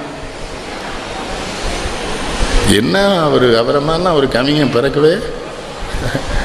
கட்டிலுக்கு வாயிருந்தால் கதரும், அந்த காதலுக்கு வெறி என்ற பெயர் தான் உண்டு. தொட்டிலுக்கு கையிருந்தால் அணைக்கும். அடுத்து போடுவான் பாருங்க ஒரு வார்த்தை, பிள்ளை தொட்டதனில் பிணம் கூட விழித்து பார்க்கும். பிள்ளை தொட்டதனில் வட்டிலே சோறிடுவோம் இருவருக்கும், மக உண்ணும் அழகைத்தான் பார்த்திருப்போம், தட்டறிந்து மகவுக்கு எடுத்து வைப்போம், சாதம் என கேட்டால் தான் அவருக்கு. எனக்கு தெரிஞ்சு தமிழ்நாட்டில் நான் நிறைய படிச்சிருக்கதா எல்லாரும் சொல்றாங்க. நான் படிக்கல, நான் முட்டாள்னு எனக்கு தான் தெரியும். ஆனா இருபுறமும் நின்று பாடுகிற கவிஞர்களை எனக்கு தெரிந்து கம்பனுக்கு பிறகு கவியரசு கண்ணதாசன் ஒருவன் தான். அதை 2 புறமும் அது கம்பன் தான் முடியும். கம்ப ராமனாவும் நின்று பாடுவான், சீதையாவும் நின்று பாடுவான், சூர்பனையா நின்று பாடுவான், வாலியா நின்று பாடுவான், கும்பனா நின்று பாடுவான், சுக்ரீவனா நின்று பாடுவான், வீடனா நின்று பாடுவான், லட்சுமணனா பாடுவான், சத்ருகனா, எல்லாம் அவன் தானே, கம்பன் தானே. அதானே இவரு இல்ல. ஒரு வாழ்க்கைக்குள்ள இருக்கிற சுகங்கள் உங்கள்கிட்ட எல்லாம் சொல்றேன் ஐயா. நம்ம முட்டாளுங்கிற நினைவோடு இருந்தா தான் நமக்கு அறிவே வரும். கொஞ்சம் படிச்சுட்டு பெரிய ஆள் நினைக்கிறானே, எல்லாமே நான் தாங்கிறானே, சொல்லவே கூடாது. என் பெரிய மகனுடைய பையன் திருநெல்வேலிக்கு வந்திருந்தார். நான் கணிப்பொருள் ஏதோ பண்ணிட்டு இருந்தேன். அவர் 7வது படிச்சுட்டு இருக்காரு. மலாரில் என்னை பார்த்து என்ன சொல்றாரு, என்ன தாத்தா முட்டாத்தனமா ஏதோ பண்றேன்ட்டான். என் பெரிய மகன் தான் அந்த ஆனந்த விடனில் இப்போ மூங்கில் மூச்சுன்னு எழுதுறான், சுகான்னு ஒரு தொடர். அது என் பையன். அவன் உடனே என்ன சொன்னான், எங்கள் அப்பா எப்படி முட்டாளுங்களான்னா. நான் சிரிச்சிட்டே சொன்னேன், உலகத்திலே அவன் ஒருத்தனுக்காவது நான் முட்டாள்னு தெரிஞ்சிருக்கடா, நீ சும்மா இரு. அவன் ஒரு வாரம் கழிச்சு என்னுடைய துணைவியார் சென்னைக்கு போயிருக்காங்க. நான் அவங்கள கூப்பிட்டேன். அவன் என்ன பண்ணுறாரு இப்போ பையன்னு, சைக்கிள் ஓட்டுறாருன்னு அவரை பேச சொன்னால் அவர் பேசுகிறார். என்னையா சைக்கிள் ஓட்டுறீங்களா? ஆமாம் ஆமாம். என்ன சைக்கிள்னு கேட்டேன். அவன் அறிவை பாருங்கள், அது ஒரு சாதா சைக்கிள்ங்கிறான். உடனே நான் சொன்னேன், சாதா சைக்கிளில் வேறு எது இருக்குதா? பிரேக் வச்ச சைக்கிள் இருக்கு. அவன் ஆங்கில பள்ளியில் படிக்கிறான். It may cost 10,000 rupees. சரியா, உங்களுக்கு என்ன நிறத்தில் வேணும்னா கிரே அப்படி. உன்னை இங்கேருந்து பழனி பாரதி சினிமாக்காரனை கூப்பிட்டு அந்த நாடார், எங்கள் நாடார் இருக்கார் 6 மணி நாடார், அவன்கிட்ட போய் சைக்கிள் அனுப்ப சொல்லிட்டேன். இரவு என் மகன் படப்பிடி முடிச்சு வந்தவர் மனைவிட்ட கேட்டிருக்காரு, ஏது சைக்கிள்? அவங்க தாத்தா அங்கேன்னு சொன்னாங்க, வந்துருச்சு.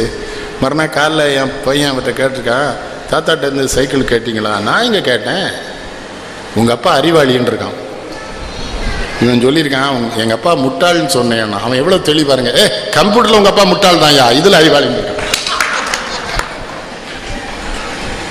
எப்படி சொல்கிறேன்? நான் சாதா சைக்கிள்னா உங்கள் அப்பாவுக்கு புரியுது. அங்கேருந்து கேட்குறாங்க. நான் என்ன, குழந்தைகள் அடுத்த தலைமுறை தாய்மார்கிட்ட சொன்னேன், குழந்தைகளை கரிக்கிறாதீங்க, விடுங்க அது இஷ்டத்துக்கு. அது அப்பந்தானே 10 மணிலேருந்து 5 மணி வரை பள்ளிக்கூடத்தில் துன்பப்பட்டிருக்கு. வந்தவுடனே வீட்லேயும் ஆரம்பிச்சா, வந்துட்டியா, கை கால் கழுவு, முகம் கழுவு, புத்தகத்தை எடுத்து படினா என்ன நினைக்கும்?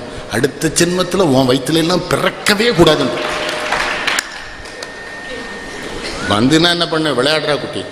எங்கள் அப்பன் சொன்னால பாரதி, காலை எழுந்தவுடன் படிப்பு, பின்பு கனிவு கொடுக்கும் நல்ல பாட்டு, மாலை முழுதும் விளையாட்டு என்று வழக்கப்படுத்தி கொள்ளணும். குழந்தைகளை சாயங்காலம் விளையாடணும். என்ன பண்ண விளையாடுறா கொண்ண விளையாடு, படிக்க வேண்டியதா படின்னு சொல்லுங்க, படிக்கும். பொழுது அன்னைக்கும் படி படி படி. அப்போ அடுத்து அவ சொல்லுவா பாருங்க, சிறையில் எனை மூடி அருமை மகள் போல வளர்த்த கதை சொல்லவா. தங்கச்சியில் கனவில் நினையாத காலம் இடை வந்து பிரித்த கதை சொல்லவா.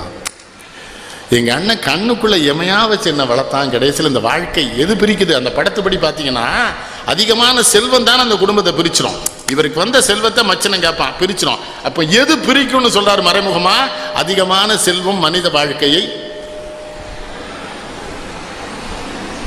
கோடிகளில் தானே ஆபத்து வருது. வருதா இல்லையா? காமராஜ் நாடா 5000 ரூபாய் இல்லாம செத்தான், அந்த ஆளினும் புகழோடு இருக்கானே. எங்க நாடா சொத்து சுகம் நாடார் சொந்தம் தனி நாடார் நாடொன்றே நாடி பின் நாட்டிற்காய் வாழ்ந்திருந்த நாடாரை காதலித்தேன்னார் எங்காள். அதான அந்த படத்துல அந்த என்னது, அந்த பட்டணத்தில் பூதலத்தில் எழுதியிருப்பார், அந்த சிவகாமி மகனிடம் சேதி சொல்லடி, என்னை சேரும் நாள் பார்க்க சொல்லடி. எப்படி ஆட்டையெல்லாம் பழகிட்டும் தெரியுமா சந்திரசேகர்? போன ஜென்மத்தில் செய்த புண்ணியம், என் தாய் தகப்பன் செய்த புண்ணியம், காமராஜ் கூடையும் கக்கன் கூடையெல்லாம் இருக்கிற வாழ்க்கையை நம்ம கொடுத்துட்டாங்களே. பிள்ளைகிட்ட வந்து சொல்றாரு பெரியவர், எப்பா இந்த தமிழ் புலவன்கள்லாம் உங்களை பிச்சை எடுத்தாது படிங்கன்னு சொன்னா, நாம எது கற்கை நன்றே பிச்சை புகினும் கற்கை நன்றேன்னு அதிபர்ராம் பாண்டியன் சொன்னது சொல்றாரு பெரியவர். அப்படிலாம் சொல்றானுங்களா கண்ணுங்களா? அதெல்லாம் வேணாண்டா, நான் போய் உங்களுக்காக ஊர் ஊரா பிச்சை எடுக்கிறேன், நீங்க படிங்கடா கண்ணுங்களா, நீங்க பிச்சை எடுக்க வேண்டாம் சொன்னாயா ஒரு தலைவன் இந்த நாட்டில். அவனுக்கு பிள்ளை குட்டி உண்டா? அதனாலதான் எல்லாரையுமே பிள்ளையா நினைச்சான். பார்த்தீங்களா? அவங்க அம்மா சொல்லிச்சு, காமாட்சி கல்யாணமே பண்ணிக்கிற மாட்டாங்க அவங்க அம்மா. அந்த அம்மா எப்படி அம்மா? பாவம் தானே அது.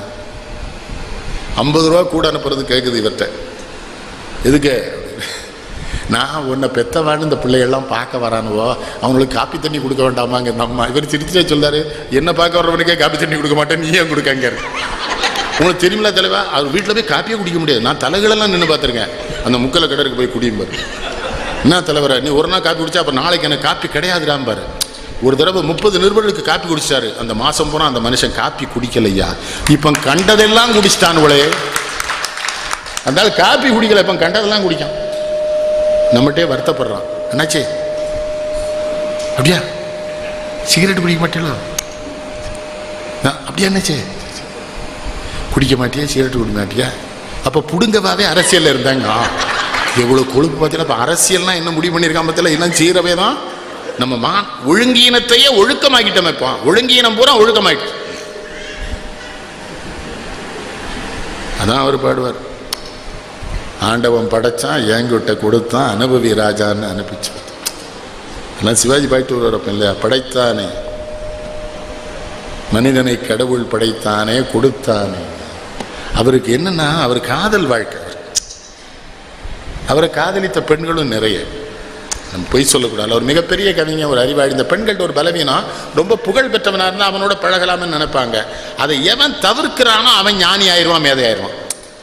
அவர் சிக்கிக்கிட்டார். கம்பதாசன் தான் கூட்டு போய் முதல்ல அந்த பீர் வாங்கி கொடுத்துருக்காரு. இப்போ நம்மகிட்டே சொல்கிறானே, என்னாச்சு சளி இருக்கோ சொன்னால் கேட்க மாட்டியார். என்ன சொல்ல, நல்ல சூடாக வெந்நில 2 ounce பிராந்தி விட்டு அடிச்சேன்னு வைங்க, சளி கப்புன்னு இறங்கிரும்னா. நான் சொன்னேன், என் புகழ், என் மரியாதை, நான் படித்த படிப்பு, என் குடும்ப பெருமையெல்லாம் இறங்கிருமே. சில பேர் சொல்லாம் பார்த்தீங்களா, என்னாச்சே ஒரு பாட்டில் பீர் அடிங்க, என்னாச்சு ஒன்றுக்கு ஃப்ரீயாக போகுமா. நான் சொன்னேன், இதுவரை துட்டு கொடுத்தாடா நான் ஒன்றுக்கு போயிட்டு இருக்கேன் சண்டாள பயல. தவறுகளை எல்லாம் என்ன நான் சொல்ல, ஒழுங்கீனங்களை எல்லாம் இன்றைய நாடு ஒழுக்கமாக்கி இருக்கிறது. காமராஜ்கிட்ட போய் திறக்கணும். நாங்கள் ஒரே வார்த்தை சொன்னார், இவன் தான் அந்த ஏழை எளியவெல்லாம் ஒரு அலுமினிய தட்டு ரேடியோவும் வாங்கியிருக்கான், அதை விற்க சொல்லியான்னு கேட்டார். அண்ணாட்ட போய் கேட்டாங்க, 1000 கோடி வருமானம் வரும், அதுக்கு பின்னால் அழுகிற கோடிக்கணக்கான தாய்மார்கள் கண்ணீர் எனக்கு தெரிகிறதுனார் அவர். குடி, ஆனால் அதை ஒரு யாகம் மாதிரிலாம் பண்ணுறான். நான் தென்காசியில் போய் மாட்டிக்கிட்டேன். எங்கள் அத்தான் ஒருத்தர் பெரிய இசை மேதை, அவரோட ஒரு ஆர்டிஓ, ஒரு டிஸ்ட்ரிக்ட் மேஜிஸ்ட்ரேட் எடுக்கிறாருக்கு, ஆர்டிஓட டிரைவர்லாம் உட்காந்து, நானும் ஒரு பெரிய தமிழறிஞர் அங்கே போகலாமா மாட்டிக்கிட்டோம். கீழே கதவெல்லாம் பூட்டிட்டானு. மேஜிஸ்ட்ரேட்டே இந்த தோசைக்கல்லாம் எடுத்துகிட்டு வர்றாரு, ஸ்டவ்வெல்லாம் கொண்டு வர்றாரு. அந்த ஆர்டிஓ வெங்காயம் வெட்டுறாரு. அந்த முட்டையை ஏதோ போட்டு சாப்பிடுவாங்களாம். பெரிய பெரிய பொட்டமாக வச்சுருக்கான், அவ்வளோ காரமாக இருக்கு. குடிச்சா சாப்பிடணுமாமே. நமக்கு என்ன அளவு தெரியுது, முன்னச்சத்தா தானே சுடுகாடு தெரியும். 6 பேரும் சுற்றி உட்காந்துக்கிட்டானு 6 கிளாஸ் வச்சுட்டான். வச்சு அதை உடைச்ச அப்படி 6லேயும் நான் சொல்கிறேன், நான் தியாகம் மாதிரியே நடத்துகிறானுங்க சுற்றி வர உட்காந்து. நான் சாமியை கும்பிட்டேன், ஓம் நமச்சிவாய ஓம் நமச்சி, ஏதோ யாகம் நடக்கு, நம்ம வந்துற மாதிரி சொல்லுவேன். நமச்சிவாய வாழ்க நடந்தாள் வாழ்க இமை பொழுதும் நெஞ்சில் நட சண்டால பயிலோடா. கதவை வேற போட்டிட்டானோ, குடியார பயிலோ கீழையும் போக முடியாது. கூட இருக்கிற தமிழறிஞருக்கு 80 வயசாச்சு. அவள் என்கிட்ட கேட்கா, குடிக்க முன்னாலே இவன் கையன் நடுங்குதுன்னா, அது இப்பவுமே நினப்பு வந்துட்டாக்கு. நம்ம என்ன பண்ண முடியும், விடுங்க. விட்டானுங்க. அப்புறம் பண்ணானுங்க பாருங்க ஒரு காரியம், தொட்டு 3 சொட்டு பூமாதேவிக்கு விடுறான் 6 பேர். நான் அதுவரை உலகம் விஞ்ஞான ரீதியில் சுற்றுன்னு நினச்சிக்கிட்டு இருந்தேன். இதை பார்த்த அப்புறம் தான் பார்த்தேன், உலகத்தில் இருக்க குடியாரப்பெல்லாம் 3 சொட்டு விட்டா பூமி சுத்தமாக சுத்தாதான். அப்புறம் என்ன பண்ணானுவோ, அந்த கிளாஸை எடுத்து இப்படி இடிக்கிறானு. சிஎஸ்னு அண்ணாச்சிக்கு தெரியல, ஏன் தம்பி இடிக்கான்னு. மொத்தமாக காசு போட்டு வாங்கியிருப்பான் போல, அளவு சரியா இருக்கான்னு பார்க்குறானுவா. இதெல்லாம் எதுக்கு உங்களுக்கு சொல்கிறேன்னா, என்ன மாதிரி வாழ்க்கையை ரசிங்கய்யா. இறைவன் உங்களுக்கு என்ன தந்திருக்கானோ அதுதான் நடக்கும் கடைசி வரை. இப்போ நான் பிரதம மந்திரி ஆகணும்னு நினச்சேன், அதுக்கு 300 MP வேணுங்கானே. அப்புறம் சொன்னால் வேண்டாம்ட்டேன், 300 MP நம்மளால் தயார் பண்ண முடியாது. அதனால் இப்போ பிரதமராக இருக்கவே நிம்மதியாக இருக்கான் அந்த கிளடு தாடி. அவன் படுற துன்பம் உலகத்தில் வேறு எந்த நாட்டு பிரதமரும் பட மாட்டான் ஐயா. அவஸ்தைப்பட்டுக்கிட்டு இருக்கான், விடவும் மாட்டேங்கானுவோ. அந்த அம்மாட்ட சொல்லி சொல்லி பார்த்துருக்கேன், என்னை விட்டுருங்க அம்மான்னு. அது விட மாட்டேங்குது அந்த அம்மா. அம்பாட்டு சங்கடப்பட்டுக்கிட்டு அம்பாட்டு போகிறான், அம்பாட்டு வாரான். என்னையான்னு கேட்டா, என்னன்னு ஒன்றும் சொல்ல முடியலடா. நான் எவனை சொல்ல, எவன் எப்போ கைதாமான்னு. அவருக்கு என்ன பிரதமர் இருக்கும், பையன் வந்துட்டு தான் நம்மளை என்னைக்காவது கைது பண்ணாலும் பண்ணுவான் போல தெரியுது. நம்ம இந்த நாட்டில் பிரதமர் ஆயிட்டோமே அப்படின்னு அவரு கிடந்து புரியல எனக்கு. நீர் வழிப்படுவோம் புனை போல ஆறுயிர் முறைவழிப்படுவோம் என்பது தரவர் சொன்னாலாம் கணியன் பூங்குன்றேன். விதி வழி வாழ்க்கடா, நீ உன்னை உருவாய் போய் பேசப்படாது. நம்ம அப்துல் கலாம் இருக்காங்கல்ல, அவங்க ஏன் ஜனாதிபதி ஆனாங்க? அன்றைக்கு இருந்த அரசாங்கம் நாங்கள் மதச்சார்பற்றவர்னு காட்டிக்கொள்ள இவர் போயிருக்கக்கூடாது அந்த பதவி. இவருக்கு அந்த பதவிக்கு சம்மந்தம் கிடையாது. நம்ம நாட்டில் இன்னொரு சங்கடங்க, ஒரு ஆள் ஒரு பெரிய பதவிக்கு வந்தான்னா அவன்கிட்ட எல்லாம் சொல்லுவாங்க, அந்த ஆள் கனவு காணுங்கிறார். உங்களுக்குலாம் ஒரு செய்தி சொல்கிறேன். ஹைதராபாத்தில் அவர் பேசுகிறாரு, தூர்தர்ஷனில் காட்டுறான். ஒரு 7 வயசு முஸ்லீம் பெண்ணு அவர்கிட்ட கேட்குது, did you dreamed about your presidentship in your childhood?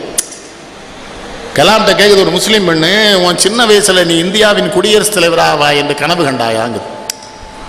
இவர் அப்படியே நிற்கிறார், no, Allahu Taala made you the president of this country. Only through God's blessing you become the president of this country. Don't ask them to dream. செத்துட்டார்.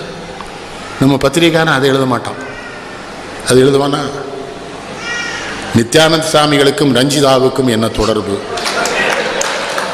இதுல பாதிப்பே இதை எழுதுறது என்னன்னா, ரஞ்சிதா இவனுக்கு கிடைக்கல, சாமியாருக்கு கிடைச்சிட்டாலன்னு எழுதுறானே ஒழிய, சாமியார் தப்ப நான் எழுதுறான் அந்த நாய் வருத்தம் தானே. ஆனா அவன் சாமியார், நல்ல சாமியார் பத்திலா, ஜெயிலிருந்து வந்த உடனே தீயில் தவம் இருப்பேன்னா. நான் அப்ப ராவணன் அந்த காலத்துல தீயில தான் நின்று அங்கங்களெல்லாம் அறுத்து போட்டான். அவன் அந்த நாய் சுத்தி வர தீய போட்டு நடுவில் உட்காந்துக்கிட்டான். அதான் எங்கூர் சுப்பியாப்புல உட்காருவானே, நீ என்னல சாமியாரு?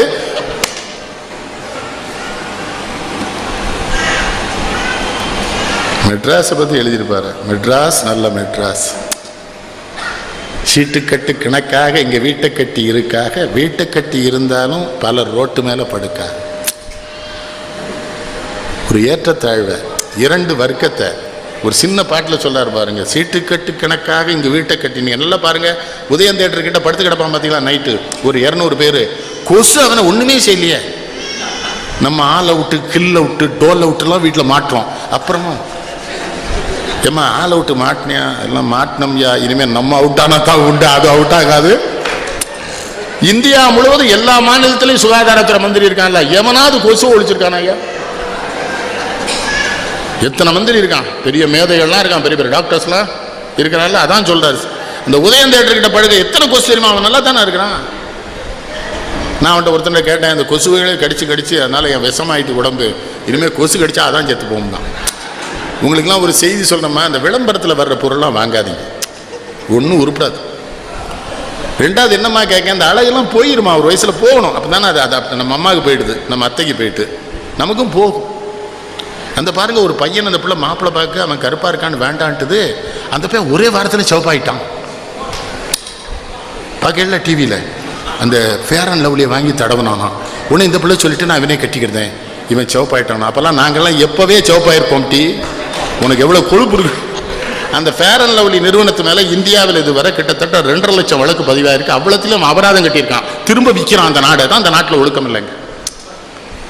அப்புறம் இன்னொருத்தி வந்து என்ன பண்ணுறா, இப்படிங்க அந்த கூந்தல் அப்படியே உங்கள்கிட்ட எல்லாம் சொல்கிறோம்மா, ராத்திரி கலத்தி வச்சிருவாத, விவரம் இல்லாமல் அதை பார்த்து அந்த ஷாம்புலாம் வாங்கி போடாதீங்க. அவள் அதுக்கே 5 லட்ச ரூபா வாங்கிட்டு ராத்திரி. அப்புறம் இந்த குழந்தை என்னையா பண்ணிச்சு, நம்ம கிளவிலாம் என்ன பண்ணுவா, குழந்தை வெளிக்கு போச்சுன்னா ஒரு மல் துணியை வச்சு தொடச்சி போட்டுருவா. அதுக்கு ஒன்று விற்கான அக்கீஸ்னு 2 லிட்டர் உள்ளேயே நிற்கும், எல்லாம் உள்ளேயே தங்கும், குழந்தை தொடையிலே புண் வந்து துடிக்கும். அட லூசு புயலுக்கு பிறந்த புயலுலா ஏழை, இது தட்பவெட்ப. அமெரிக்காவிலையுமே அந்த குளிர் பகுதியில் தான் அதை விற்பான், அங்கே இல்லை. எங்கள் ஊரில் ஒரு பையன் வந்து கேட்கான் என்கிட்ட, ஒரு 20 வயசு அந்த புயலுக்கு, மாமா என்ன மாதிரி பெரிய பையங்களுக்கு அது வருமாங்கான். எதுக்குன்னா 3 நாள் நம்பாட்டி என் வேலையெல்லாம் முடிச்சிடும்லாங்கானே. இப்போ அமெரிக்காவுக்கு போயிருந்தேன், ஒரு படம் போட்டு காட்டுறான், நம்ம கிழவி காலில் வச்சு குழந்தைய வெளிக்கு விடுவார்ல, அதை படம் எடுத்து அமெரிக்காவில் காட்டுறான். இது இந்திய முறை, தமிழ் முறை, இப்படி விட்டீங்கன்னா குழந்தையோட ஏனஸ்கோர் நல்லா விரிஞ்சு கொடுக்கும், சங்கடம் வராது, குழந்தை ஒழுங்காக வெளிக்கு போகணும். நம்ம கிழவி செஞ்செல்லாம் நம்ம முட்டாத்தனம்னோம், அவன் அதை எடுத்து போட்டுட்ருக்கான். அவன் முட்டாத்தனத்தை போனால் இங்கே பண்ணுறோமா இல்லையா? அது வேறு, அந்த கேமரா அந்த பிள்ளைக்கு பின்னாலேயே போதும், அது ஆடிக்கிட்டே போகுது. நம்ம பையா சொல்கிறான், என்ன ஆட்டம் ஆடுது. நான் உங்களுக்கு சொல்கிறேன், நம்ம பிள்ளைகளெல்லாம் கெடுத்துறாங்க. அதான் அவர் எழுதுவார், வைக்கலாலே கண்ணு குட்டி மாடி எப்போ போட்டுது, கக்கத்தில் தூக்கி வச்சா கத்தலையே என்னது. அடுத்து ஒரு வார்த்தை போடுவார், வெக்கங்கெட்ட புள்ளிகளா வாழ பட்டணத்தில். நான் என்ன கேட்கிறேன், ஒரு தாய், ஒரு மனித தாய் தன் குழந்தை இழந்து விட்டாள் என்றால் ஒரு பொம்மை குழந்தைய கொண்டு அவட்ட கொடுப்பியா நீ? உன் குழந்தைக்கு பால் தருகிற மாட்டை ஏமாற்றுகிறதெல்லாம் வைக்கல வச்சு, அப்புறம் நீ ஆட்சிக்கு வந்தா வைக்கல வச்சு தாண்டா எனக்கு கண்ணு குட்டி காட்டுவ மக்களுக்கு, அந்த புத்தி தானே உனக்கு வரும். அதான் வைக்கலாலே கண்ணு குட்டி மாடு எப்போ போட்டு, கக்கத்தில் தூக்கி வச்சா வெக்கங்கெட்ட புள்ளிகளா வாழ. யாரோ பல பேர் கேட்பாங்க, சென்னையில் வந்துருந்தானே, எனக்கு எங்கள் ஊரில் இருக்கணும் திருநெல்வேலியில். அந்த ஆறு, அந்த நண்பர்கள் காலையில் பார்த்தோம், நினச்சே எப்படி சௌரியமாக இருக்கல, வெளிநாட்டுக்கு போயிட்டு வந்தாலும் கேட்குறான்ல, சென்னையில் அவன் பாட்டுக்கு போகிறாங்க. அவன் காலில் நீங்கள் மிதிச்சு போனால் கூட வருத்தப்பட மாட்டேங்கிறான், அவருக்கு ஏதோ அவசரம் ஆஃபீஸ் போகிறான்னு போகிறான். என்ன சாப்பிடுதான்னு தெரியல, என்ன செய்கிறான்னு தெரியல. ஒரு ஹோட்டல்லையும் லைட்டும் போட மாட்டேக்கான். இந்த பெரிய ஹோட்டலுக்கெல்லாம் போனேங்களா லைட்டு போடுதானா, ஒரு இருட்டில் தான் சாப்பிடுவான். கேட்டீங்களா? அவன் ஒரு அட்டையை வேற கொண்டு நீட்டுறான். எங்கள் மாப்பிள்ளை ஒருத்தன் அட்டையை பார்த்துட்டு சொன்னான், சின்ன பிள்ளையில படிக்காது எவ்வளோ பெரிய தப்புன்னு இப்பெல்லாம் தெரியும். மெட்ராஸில் சாப்பிடுற இடத்துல படியுங்கானவள இந்த ஊர் விளங்குமான்னா. மாப்பிள்ளை விடு உனக்கு, நான் என்ன சொல்ல, நீ எதுக்கு அட்டையை வாங்குற, நீ தமிழன், கூட்டு எனக்கு இட்லி கொடு தோசை கொடுன்னு சொல்லணும். இவன் கொழுப்பு. அதில் அங்கே தள்ளி ஒருத்தர் இருக்கார், எந்த மாவட்டத்துக்காருன்னு தெரியல, யோ வெஜிடபிள் சோப்புலாம் இருக்குது, சோப்பில் சூப்பு அது விளங்காதவனே சோப்பு. நான் ராஜவால் நாடாட்ட சொன்னேன், சரவணபவன் ராஜவால் நாடாட்ட, அண்ணாச்சிங்க வாரம் தமிழில் அடிச்சு வைங்க, எல்லாத்தையும் தமிழில் அச்சடிச்சு கொடுக்கலாம்ல, தமிழ்நாடு தானே. எங்கள் ஊரில் அச்சப்பான்னு எங்கள் சாயிபு நண்பரை கூட்டு போயிட்டேன். அவர் சாப்பிடுதாரு, சாப்பிட்டு மாமா பருப்பு என்ன இனிச்சு கிடக்குன்னாரு. ஒன்றும் கிடையாது, பாயாசத்தை போட்டு பிசைஞ்சிட்டார் ஒரு பாட்டு. இருட்டில் பருப்பும் பாயாசமும் ஒன்றா இருந்திருக்கு. நான் ஒன்றுமே சொல்லலை, மாப்பிள்ளை அது பாயாசம்னு. அப்புறம் தான் என்கிட்ட கேட்காரு, பருப்பு எது பாயாசம் எது தெரியுது, ஹோட்டலுக்காகவே கூட்டு வந்து நீர் பூரா இருட்டாக இருக்குன்னா. அதுக்கு தான் நம்ம சென்னையிலலாம் போனால் முதல்ல கேட்டணும், இதில் எது சாம்பார் எது வத்த குழம்பு, கேவலப்பட்டுருவோம் இல்லைன்னா. நான் என்ன கேட்குறேன், அதான் சொன்னான் கவிங்க அப்பவே, வெக்கங்கெட்ட புள்ளிகளாக வாழ. சென்னையில் என்ன அநியாயம் நடக்குது தெரியுமா ஐயா? இந்த 31ஆம் தேதியிலேருந்து 10ஆம் தேதி எல்லா குடும்பமும் ஹோட்டல் தான் சாப்பிட்றான். 11ஆம் தேதி 3 மோதிரத்தையும் அடை வச்சிடறான். வரவு 8 அணா செலவு 10 அணான்னு எழுதுவார்ல. பாமா விஜயம் கண்ணனுக்காக இங்கே எதற்காகன்னு கேட்பார். பாமா விஜயம் படத்தில் கேட்பால, வரவு வாடகை சோபா 20 ரூபா விலைக்கு வாங்கினா ஒன்றும் கிடையாது. அவனை செல்போன் பேசுனதை கண்டிச்சனா வெளிநடப்பு பண்ணிட்டான். ஏதோ அவனால் முடிஞ்சது. என்னையாவே சொன்ன நீ பேசு பார்ப்போம்ட்டான். அதனால் அதை வச்சு விசில் அடிக்க விட்டு போயிட்டான். மாதிரி செட்டு பண்ணிட்டான். தமிழருடைய தேசிய கீதமான விசிலை. இவன் பேர் என்ன கல்கி? மணியா? ஆமாம், தலைவரும் மணி, இவனும் மணி. ஆனால் போகும்போது மணி கொடுப்பீங்களா?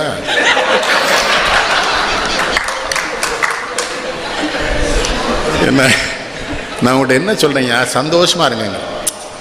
சத்தியமாக செத்து போயிடுவோம், அதை மட்டும் உறுதியாக இருங்க. என்னது செத்துருவோம், இல்லைனாலும் ஊர்லேயே ஏற்பாடு பண்ணிடுவாங்க. அவள் வந்து ரொம்ப நாளாச்சு ஒன்றும் பிரயோஜனம் இல்லைம்மா. இது பையனே சொல்கிறானே, எங்கள் அப்பா எதுலையுமே லேட்டுங்கிறான். இது அப்போ வரவு எட்டணும், அதுதானே சொன்னார். வெக்கங்கெட்ட மெட்ராஸில் வாழ்றவனை பார்த்தா பாவமாக இருக்கியா? 5 மணிக்கு கிளம்பி அங்கேருந்து 50 கிலோமீட்டரில் போய் வேலை பார்த்துட்டு நைட்டு 9 மணிக்கு வரான். அவன் புள்ள அவனை பார்த்தல, பொண்டாட்டி அவன் கொஞ்சினல. என்னடா வாழ்க்கை? நான் சொல்ல, திருநெல்வேலியில் 2000 ரூபா சம்பளத்தில் மளிகை கடை குமாஸ்தா இருக்கான்ல, காலையில் தாமிரபரணி ஆற்றுல குளிச்சுட்டு அந்த ஈர வேட்டியை காய போட்டு ஈர துண்டை இடுப்பில் கட்டிடுவான். அந்த மிச்சம் நீளம் சோப்பை ஒரு தீக்குச்சியில் குத்தி வச்சுக்கிடுவான். அதையும் விட மாட்டான். காய போட்டே வரும்போது என்ன சொல்லுவான், அண்ணாச்சி மன்மோகன் சிங் ஓடிடுமா? ஒன்றும் சரியா தெரியல, அவ்வளோ பேசுவான். அந்த லெவல் கிராசிங் வரும்போது வேட்டி காஞ்சிரும். வேட்டி இடுப்பில் கட்டுவான், துண்டை தோளில் போட்டுருவான். திருப்படிக்கு வந்தோடனே அவன் வீட்டுக்கு போவான். பழைய சோறு, கொஞ்சம் வெங்காயம். சந்தோஷமா இருக்கானே, இருக்கானா இல்லையா? மெட்ராஸில் போய் பாட 50 கிலோமீட்டருக்கு போகிறான்யா. இந்த ரயிலில் ஒரு டப்பாக்குள்ளே அது சோறோ தாலியோ என்ன திம்பான் என்ன செய்வான்னே தெரியல. பூரா ஹோட்டல்லே சொல்கிறானே, நான் சாப்பிடுங்க. நம்மளை ஞானி ஆக்கணும்னு நினைக்கான்.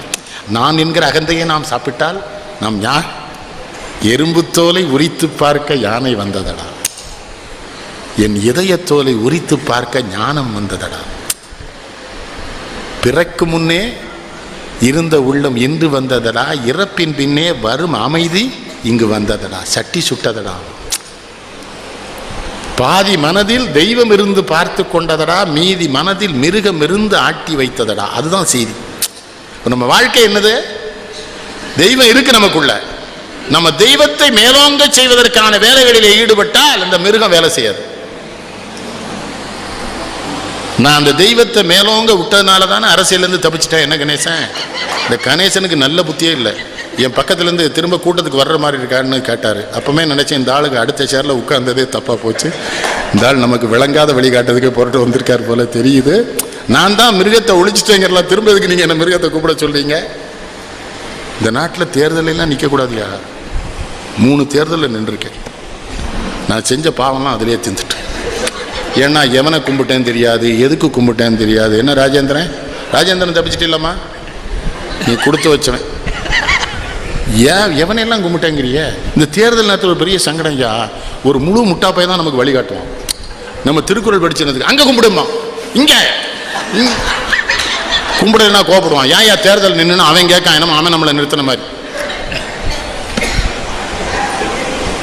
ஒரு தெருவில் 20 அம்மன் கோயில் இருக்கியா, தெரு மணி அடிப்பான். நல்ல சகுனம் நான். இவன் நம்ம துட்டை கொடுத்தா மணி அடிக்க சொல்லியிருக்கான்.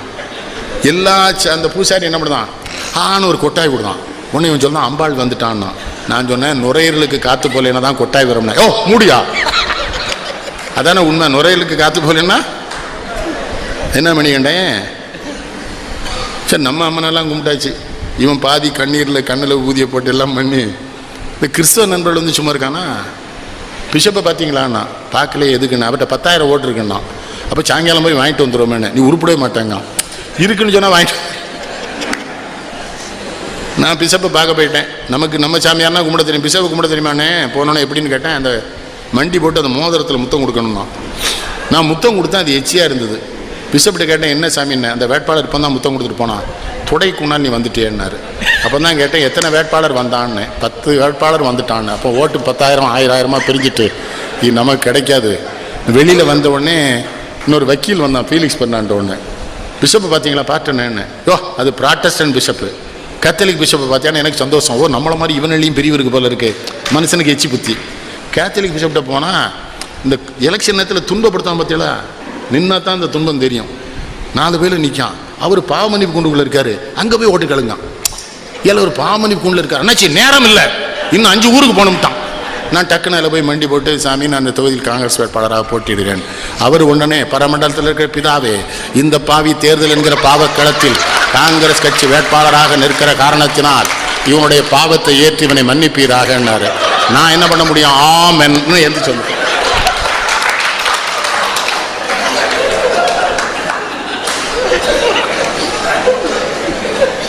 அதோட உடலையா இன்னொரு கட்டடத்துக்குள்ளே கூட்டு போனால் ஒரு சின்ன லைட் எரியுது. அங்கே எத்தனை பேர் இருக்கானே தெரியல, ஆம்பளையும் பொம்பளையுமா உட்காந்துருக்கான். ஏசு வருகிறார், ஏசு வருகிறார். நான் சொன்னேன், அவருக்கு தான் நம்ம தொகுதியில் ஓட்டு இல்லையே, அவர் ஏன் வர? அங்கேயும் ஒருத்தர் சும்மா இல்லையா. திடீர்னு என்ன பண்ணானுவா, ஆலே லூஜா, ஆலே லூஜான்னா பாதரி கூட வந்தல 2 பேருக்கு வேட்டியில் ஒண்ணுக்கு போய் என்ன சத்தம் போனா இருட்டுலன்னு. உங்களை சிந்திக்க வைப்பதற்காக இந்த செய்திகளை சொல்லுகிறேன். இது தேர்தலா? யோசிச்சு பாருங்க. முஸ்லீம் நண்பர்கள் சும்மா இருந்தானா பள்ளிவாசலை கொண்டு வச்சு அவனாவே எனக்கு ஒரு குல்லா போட்டு ஒரு 5 கிலோ பூந்தியை வாங்கி அவன் பாட்டுக்கு ஓதுறான். நம்ம பையா சொல்றான் தொக்க ஓதுறானா ஜெயிக்க ஓதுறானே தெரியல அண்ணே. சரி விடு. அவனும் பாருங்க, உருது பேசுற முஸ்லீமுக்கு ஒரு பள்ளிவாசல், தமிழ் பேசுற முஸ்லீமுக்கு அங்கேயும் பேதம். மனிதன் மாறிவிட்டான், மதத்தில் ஏறிவிட்டான். கண்ணதா இன்பமும் துன்பமும் இயற்கையின் நியதியினர், ஏற்றத்தாழ்வுகள் மனிதனின் ஜாதி. பாரில் இறைவன் படைத்ததையெல்லாம் பாவி மனிதன் கெடுத்து விட்டானேனார். மதத்தில் அதானது.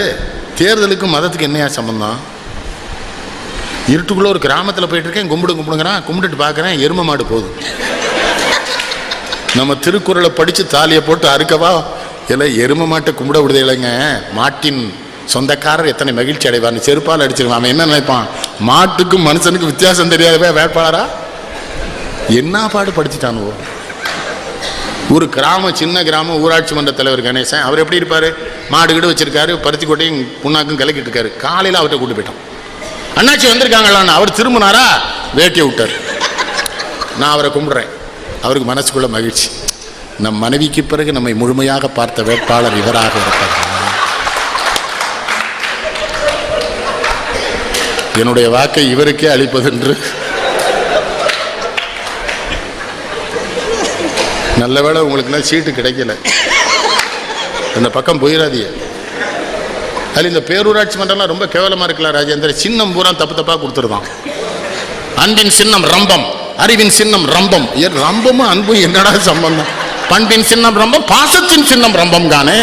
அட சண்டாள பயலு சொல்லனா இல்லையா? அதில் அன்னைக்கு வேலூர்கிட்ட ஒரு ஊரில் காரில் போயிட்டு இருக்காங்க. ஒருத்தன் சொல்கிறான், மறந்து விடாதீர்கள் 26ஆம் தேதி அதிகாலை எழுந்து குளித்து பொட்டிட்டு சாந்திட்டு புறப்பட்டு சென்று உங்கள் பொன்னான வாக்குகளை கிணத்திலேயே போடுமாறு கேட்டுக்கொள்கிறேன். ஆஹா,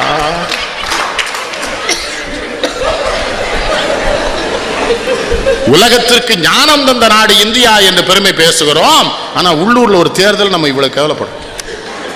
இந்த தேர்தல் ஒண்ணுதான் பிரச்சனை இல்லாம நடந்தது. எங்கேயும் விளம்பரம் கிடையாது, ஆர்ப்பாட்டம் கிடையாது. அவன் தேர்தல் ஆணையம் அப்படியே போலீஸ்காரன் போறான் கரெக்டா இறுக்கி பிடிச்சு.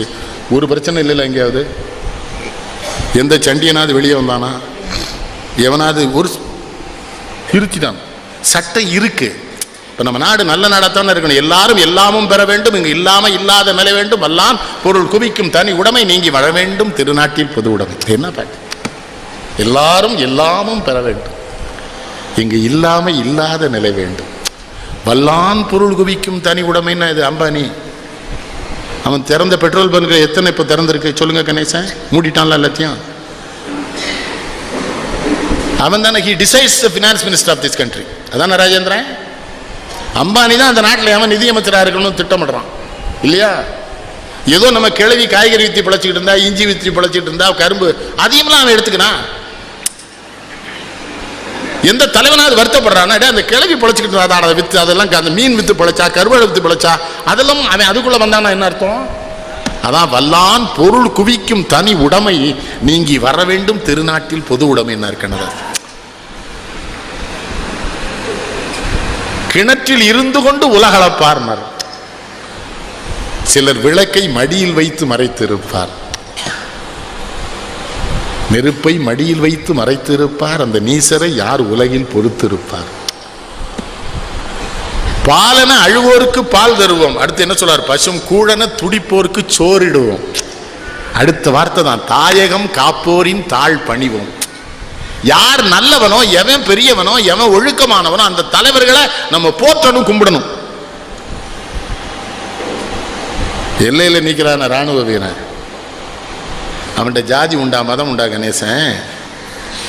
நம்ம வன்னியர் தேவர் நாடாரு கோனார் நான் பார்க்குறாங்க, எல்லா பேரும் ஒன்னாலாம் இருக்கிறான். அதுக்கு ஒரு பாட்டு எழுதிப்பார் தெரியுமா? எல்லாம் உனக்கா. அவருடைய சொந்த படம், சிவகுமார் நடிச்சு. கருநீல மலை மேலே தாய் இருந்தாள், காஷ்மீர பனிமலையில் மகன் இருந்தான், வரவேண்டும் பிள்ளை என்று காத்திருந்தாள், வழி மீது விழி வைத்து பார்த்திருந்தாள். அடுத்து போடுவாரு, பாலூட்டும் போது அவள் நினைத்தாளா பிள்ளை பாரதம் காக்கும் என்று வளர்த்தாளா, தாலாட்டு பாட்டில் அதை இணைத்தாளா பிள்ளை தாயகம் காக்கும் என்று வளர்த்தாளா, வரவேண்டும் பிள்ளை என்று காத்திருந்தாள், அன்னை வழி மீது விழி வைத்து. ராணுவ வீரனா நிற்கிறான் ஐயா, அவன் நமக்கு உறவா தெரியுமா? நமக்கு இல்லையே, நிற்கிறானே. இந்த நாட்டில் பல விஷயங்களை தப்பா சொல்லி கொடுக்குறாங்க. இந்த கார்கில் போர் வெற்றிக்கு காரணம் என்ன தெரியுமா? அந்த மேஜர் ஜெனரல் சொன்னா, ராஜீவ்காந்தி வாங்கின போஃபோர்ஸ் பீரங்கினால தான் நாங்கள் இப்போ போரையே வெற்றி அடைச்சோம். அந்த குண்டு அந்த பின்னால் இழுத்து அடிக்கும், மேலே மலைக்குள்ளே போய் விழுந்தது. அவருடைய அந்த பீரங்கி இல்லைன்னா நாங்கள் தோத்துருப்போங்கிறான். அதை ஒரு பத்திரிகைக்காரன் எழுதலையே. இந்த நாட்டில் ஒழுக்கம் இல்லைங்கிற உண்மையை எழுதணும்ல. அந்த ராணுவ வீரர்களுக்கு அடுக்குமாடி குடியிருப்பு கட்டி கொடுத்து அதை இவனும் எடுத்துட்டானுல. அதானே இப்போ பம்பாயில் பிரச்சனை. ஆதர்ஷ் உண்டா இல்லையா? அவன் யார்? அந்த ராணுவ வீரர்கிட்ட பழகுவன் ஐயா, ஆச்சரியமா இருக்கும். அவன் பஞ்சாப்காரன், இவனை மாப்பிள்ளன்னு கூட நம்மால அவனை ஒருத்தனை சித்தப்பான்னு கூட்டுட்டுப்பான். அங்கே வந்து இந்த ஜாதி மதம் இனம், ஏன்னா ஒரு இடத்துல போய் நிற்கிறான் பார்த்தீங்களா, போர் மனையில எல்லாம் நிற்கிறான். நம்ம சௌரியமா இங்கே அதுதான் அதையும் எழுதி காட்டுவார் அந்த மெட்ராஸ் பாட்டில். தேரோட்டம் காரினிலே ரொம்ப திமிரோடு போறவரே, எங்கள் ஏரோட்டம் நின்று போனா அவங்க காரோட்டம் என்ன ஆகும்? அதான் வள்ளுவர் சொன்னதானே, இவங்க வாங்குறதானே. அவங்க பெரிய துறவின்னு வள்ளுவர்கிட்ட ஒரு சாமியார் அறிமுகப்படுத்தினா வள்ளுவர் சிரிச்சுட்டே சொல்றாரு, உளமை இல்லைன்னா துறவி செத்து போயிடுவான்ட்டு. சாமி அவர் துறவி என்னல துறவி, அவனுக்கு பசிக்கும், பசிச்சா சோறு சாப்பிடணும், சோறு சாப்பிடணும்னா ஞானம் வேதம் எதுவுமே படிக்காம விடுறான் பாரு இந்த உழவன் ஏழை விவசாயி. இவன் சோறு போட்டா தாண்டா துறவி உயிரோட இருப்பான், குடியரசுத் தலைவர் உயிரோட இருப்பாரு, முதலமைச்சர், பிரதம மந்திரி, அறிஞர்கள், விஞ்ஞானிகள். அப்போ உலகத்துக்கு யார் தகப்பேன்னு வள்ளுவர்கிட்ட கேட்டா உழுகிறானே விவசாயி, இவன் தாண்டா உலகத்துக்கே தகப்பேன்.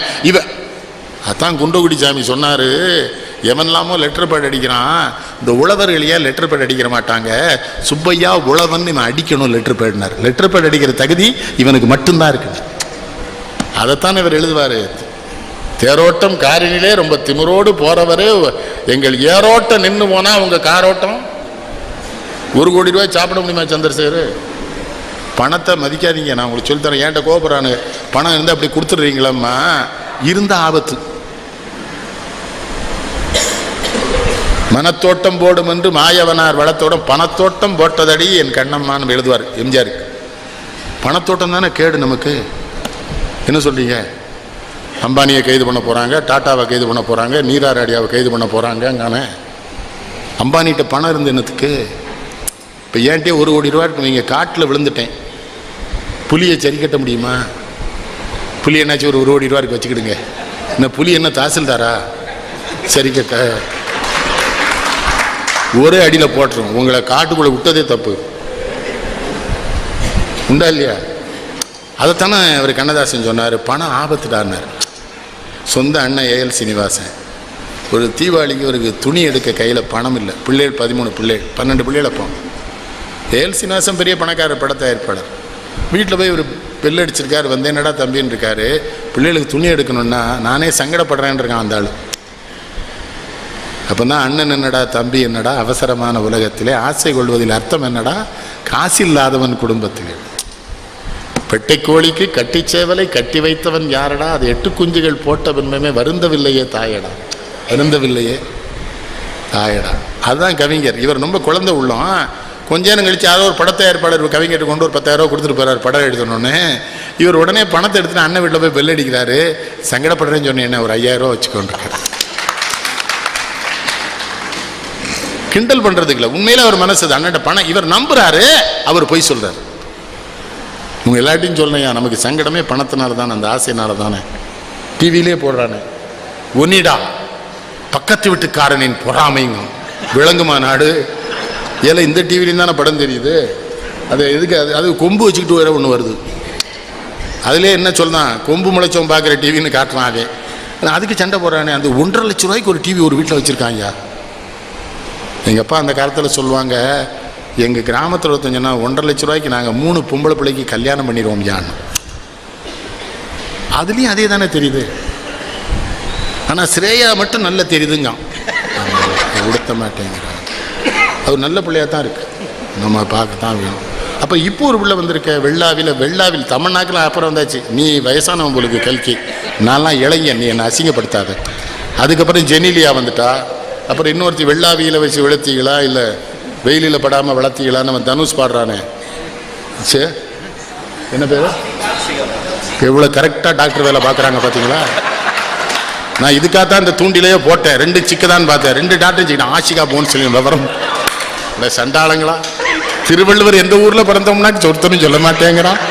மகாத்மா காந்தி தாய் பேர் ஒருத்தனுக்கும் தெரியல. ஆஷிகா போன்ஸ்லேங்கார், மோதிலால், சிவகுமார் கரெக்ட் அப்படிங்கார். இவர் எம்எஸ், அவர் எம்டியா? அவர் எம்எஸ், இவர் எம்பிபிஎஸ். இருக்குது எம்எஸ் நிறைய அறுவை சிகிச்சை பண்றாருன்னு எனக்கு இப்போ தான் தெரியுது. ஆஷிகா அவர் கல்கி, தமன்னாங்க அப்பல. Your old man. தமன்னாலாம் முடிஞ்சு போச்சு, நீ அதெல்லாம் இப்போ சொல்லாது. நீ எப்போ கரண்ட்டில் இருப்போது என்ன கல்கி? ஏன்னா நீ தான் கரண்ட் அவதாரம் கடைசி. கல்கி தானே கடைசி அவதாரம். அதை வச்சும் பாலச்சந்தர் ஒரு படம் எடுத்து அசிங்கப்படுத்தி விட்டாரா ஒரு சின்ன பிள்ளைய. அவள் இஷ்டத்துக்கு பிள்ளை தளம்பரவட்ட கொடுக்க மாட்டேன்னால அந்த பிரகாஷ்ராஜ் வச்சு ஒரு கூத்து. ஐயர்ட்டெல்லாம் சண்டை போடும். ஆனால் நல்லவர் நம்ம குற்றம் சொன்னால் அவர் சொல்லுவார். கண்ணதாசன் சொல்றதுக்கு முன்னால் கொடுத்துருவாங்க. அந்த 7 சுரங்களுக்குள் எத்தனை ராகம், இதய சுரங்களுக்குள் எத்தனை கேள்வி, வாழும் மனிதருக்குள் எத்தனை கலகம். என்ன பாட்டுது இந்த ஸ்ரீவித்யா. எவ்வளோ அழகு பிள்ளை. கமல் ஏமாத்தின 10 பிள்ளைகள் அதான் முத பிள்ளை. நல்லவன் கமல், சிறந்த நடிகன். வாழ்க்கையிலையும் அவனை மாதிரி நடித்தவங்க என்னையா இவனெல்லாம் எனக்கு புரியலையா. அவன் ஆம்பளை இல்லைன்னு எல்லாரும் சொன்னாங்க, பிள்ளை பரலன்னு. வாணி கணபதியை விலக்கி வச்சான். அப்புறம் இந்த சரிகான்னு ஒரு வடநாட்டு பிள்ளையை கல்யாணம் பண்ணா 2 குழந்தை பற்றி இவன் ஆண்மையான புரியா. அவள் மாடியிலிருந்து வந்து காயப்பட்டானோடனே அவளை ஒதுக்கிட்டான். ஐயா ஒன்றுமே இல்லாமல் சென்டென்ஸ் இப்படி ஆரம்பிக்கும். நம்ம எவ்வளோ பெரிய கள்ளன். எது என்ன எது என்ன எதும்மா? இல்லை ஏதோ கேட்டீங்களே, இல்லை ரொம்ப நாள் பழக்கமா, அதாம்மா எதும்மா. திரும்ப இந்த பாருங்க, இது உங்கள் திருக்குறள் வேலையெல்லாம். அதுக்கு திருவள்ளுவர் எழுப்பா. திருக்குறள் வேலை என்ன வேண்டாம் சொல்லுங்க என்ன. அப்புறம் புரிஞ்சுக்கணும், ஏம்மா எனக்கு அந்த அம்மா தெரியவே தெரியாது. அது வந்து இல்லையே, ரொம்ப குழஞ்சு பேசிட்டு இருந்தாங்களாம்மா, அதான் பெண்கள். அது நம்மளை சந்தேகப்படலவா. இவன் என்னுடைய உடைமை பொருள், இவன் எனக்கு உரியவன், எனக்கு மட்டும் என்று இந்த உலகம் தீ வளர்த்து என்னை இவனிடம் தந்தது. இவன் இன்னொருவருக்கானவனா ஆவதனால் 2 சிக்கல் ஏற்படுது. முதல்ல நான் இவனுக்கு சரியா இல்லைன்னு என் மேல பழி வரும். அப்புறம் என் கணவன் ஒழுக்கமற்றவன் என்று இவனை குற்றம் சாட்டுகிற பொழுது நான் அல்லவா அவமானப்படுவேன் என்று பெண்கள் கருதுவனால தானே கேட்கிறாங்க. 1.5 வருஷம் நான் அவங்கள விட்டு எங்கேயும் போல, ஒரு நேரம் தான் சாப்பிடுவேன். அவங்களே கவனிச்சு மரணம் உறுதி என்று சாந்தா மேடம் சொல்லி நான் கூட்டு போல. அவங்க திருநெல்வேலிக்கு போகணும்னா என்னையா வாழ்க்கை, கழுதப்பய வாழ்க்கை.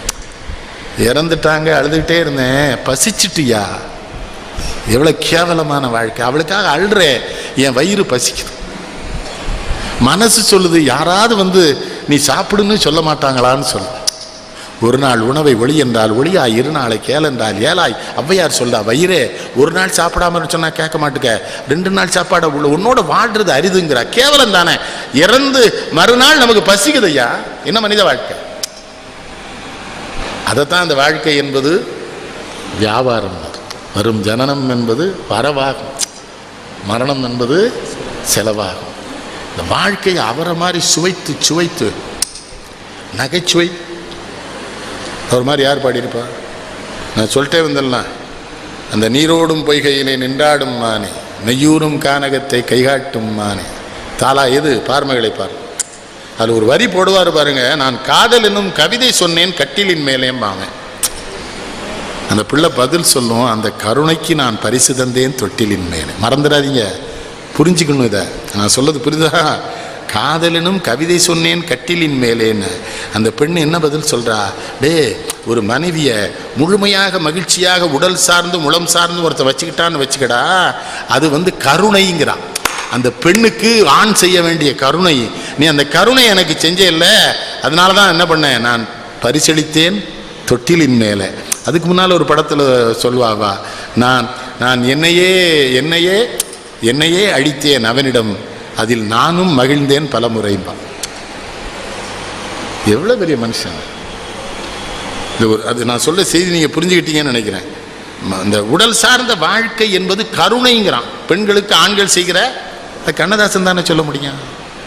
இப்படி தாலாட்டு பாட்டு எழுதிட்டு வந்து இருவர் உள்ளத்தில் எழுதுவார் தெரியுமா? எம்.ஆர். ராதாவும் டிபி முத்துலட்சுமி பாடும். புத்தி சீகாம நீ பெற்ற பிள்ளைன்னு வரவர், இது புன்னகை செய்யுது சின்ன பிள்ளை அத்த சொல்றாரு. ஆறாவதா வந்த செல்ல பிள்ளைன்னு பாடுவார். ஆறாரோ ஆறாரோ அட அசட்டு பய உள்ள ஆறாரோம் பாரு. யார்? எம்.ஆர். ராதா. புருஷ மனசுல பூத்திருந்தேன், தினம் பொழுதும் இரவுமா வாழ்ந்திருந்தேன், வருஷம் ஒரு பிள்ளை பெத்தெடுத்தேன், இப்போ வயசு 26 ஆச்சுமா அந்த அம்மா. இது அவர் உடனே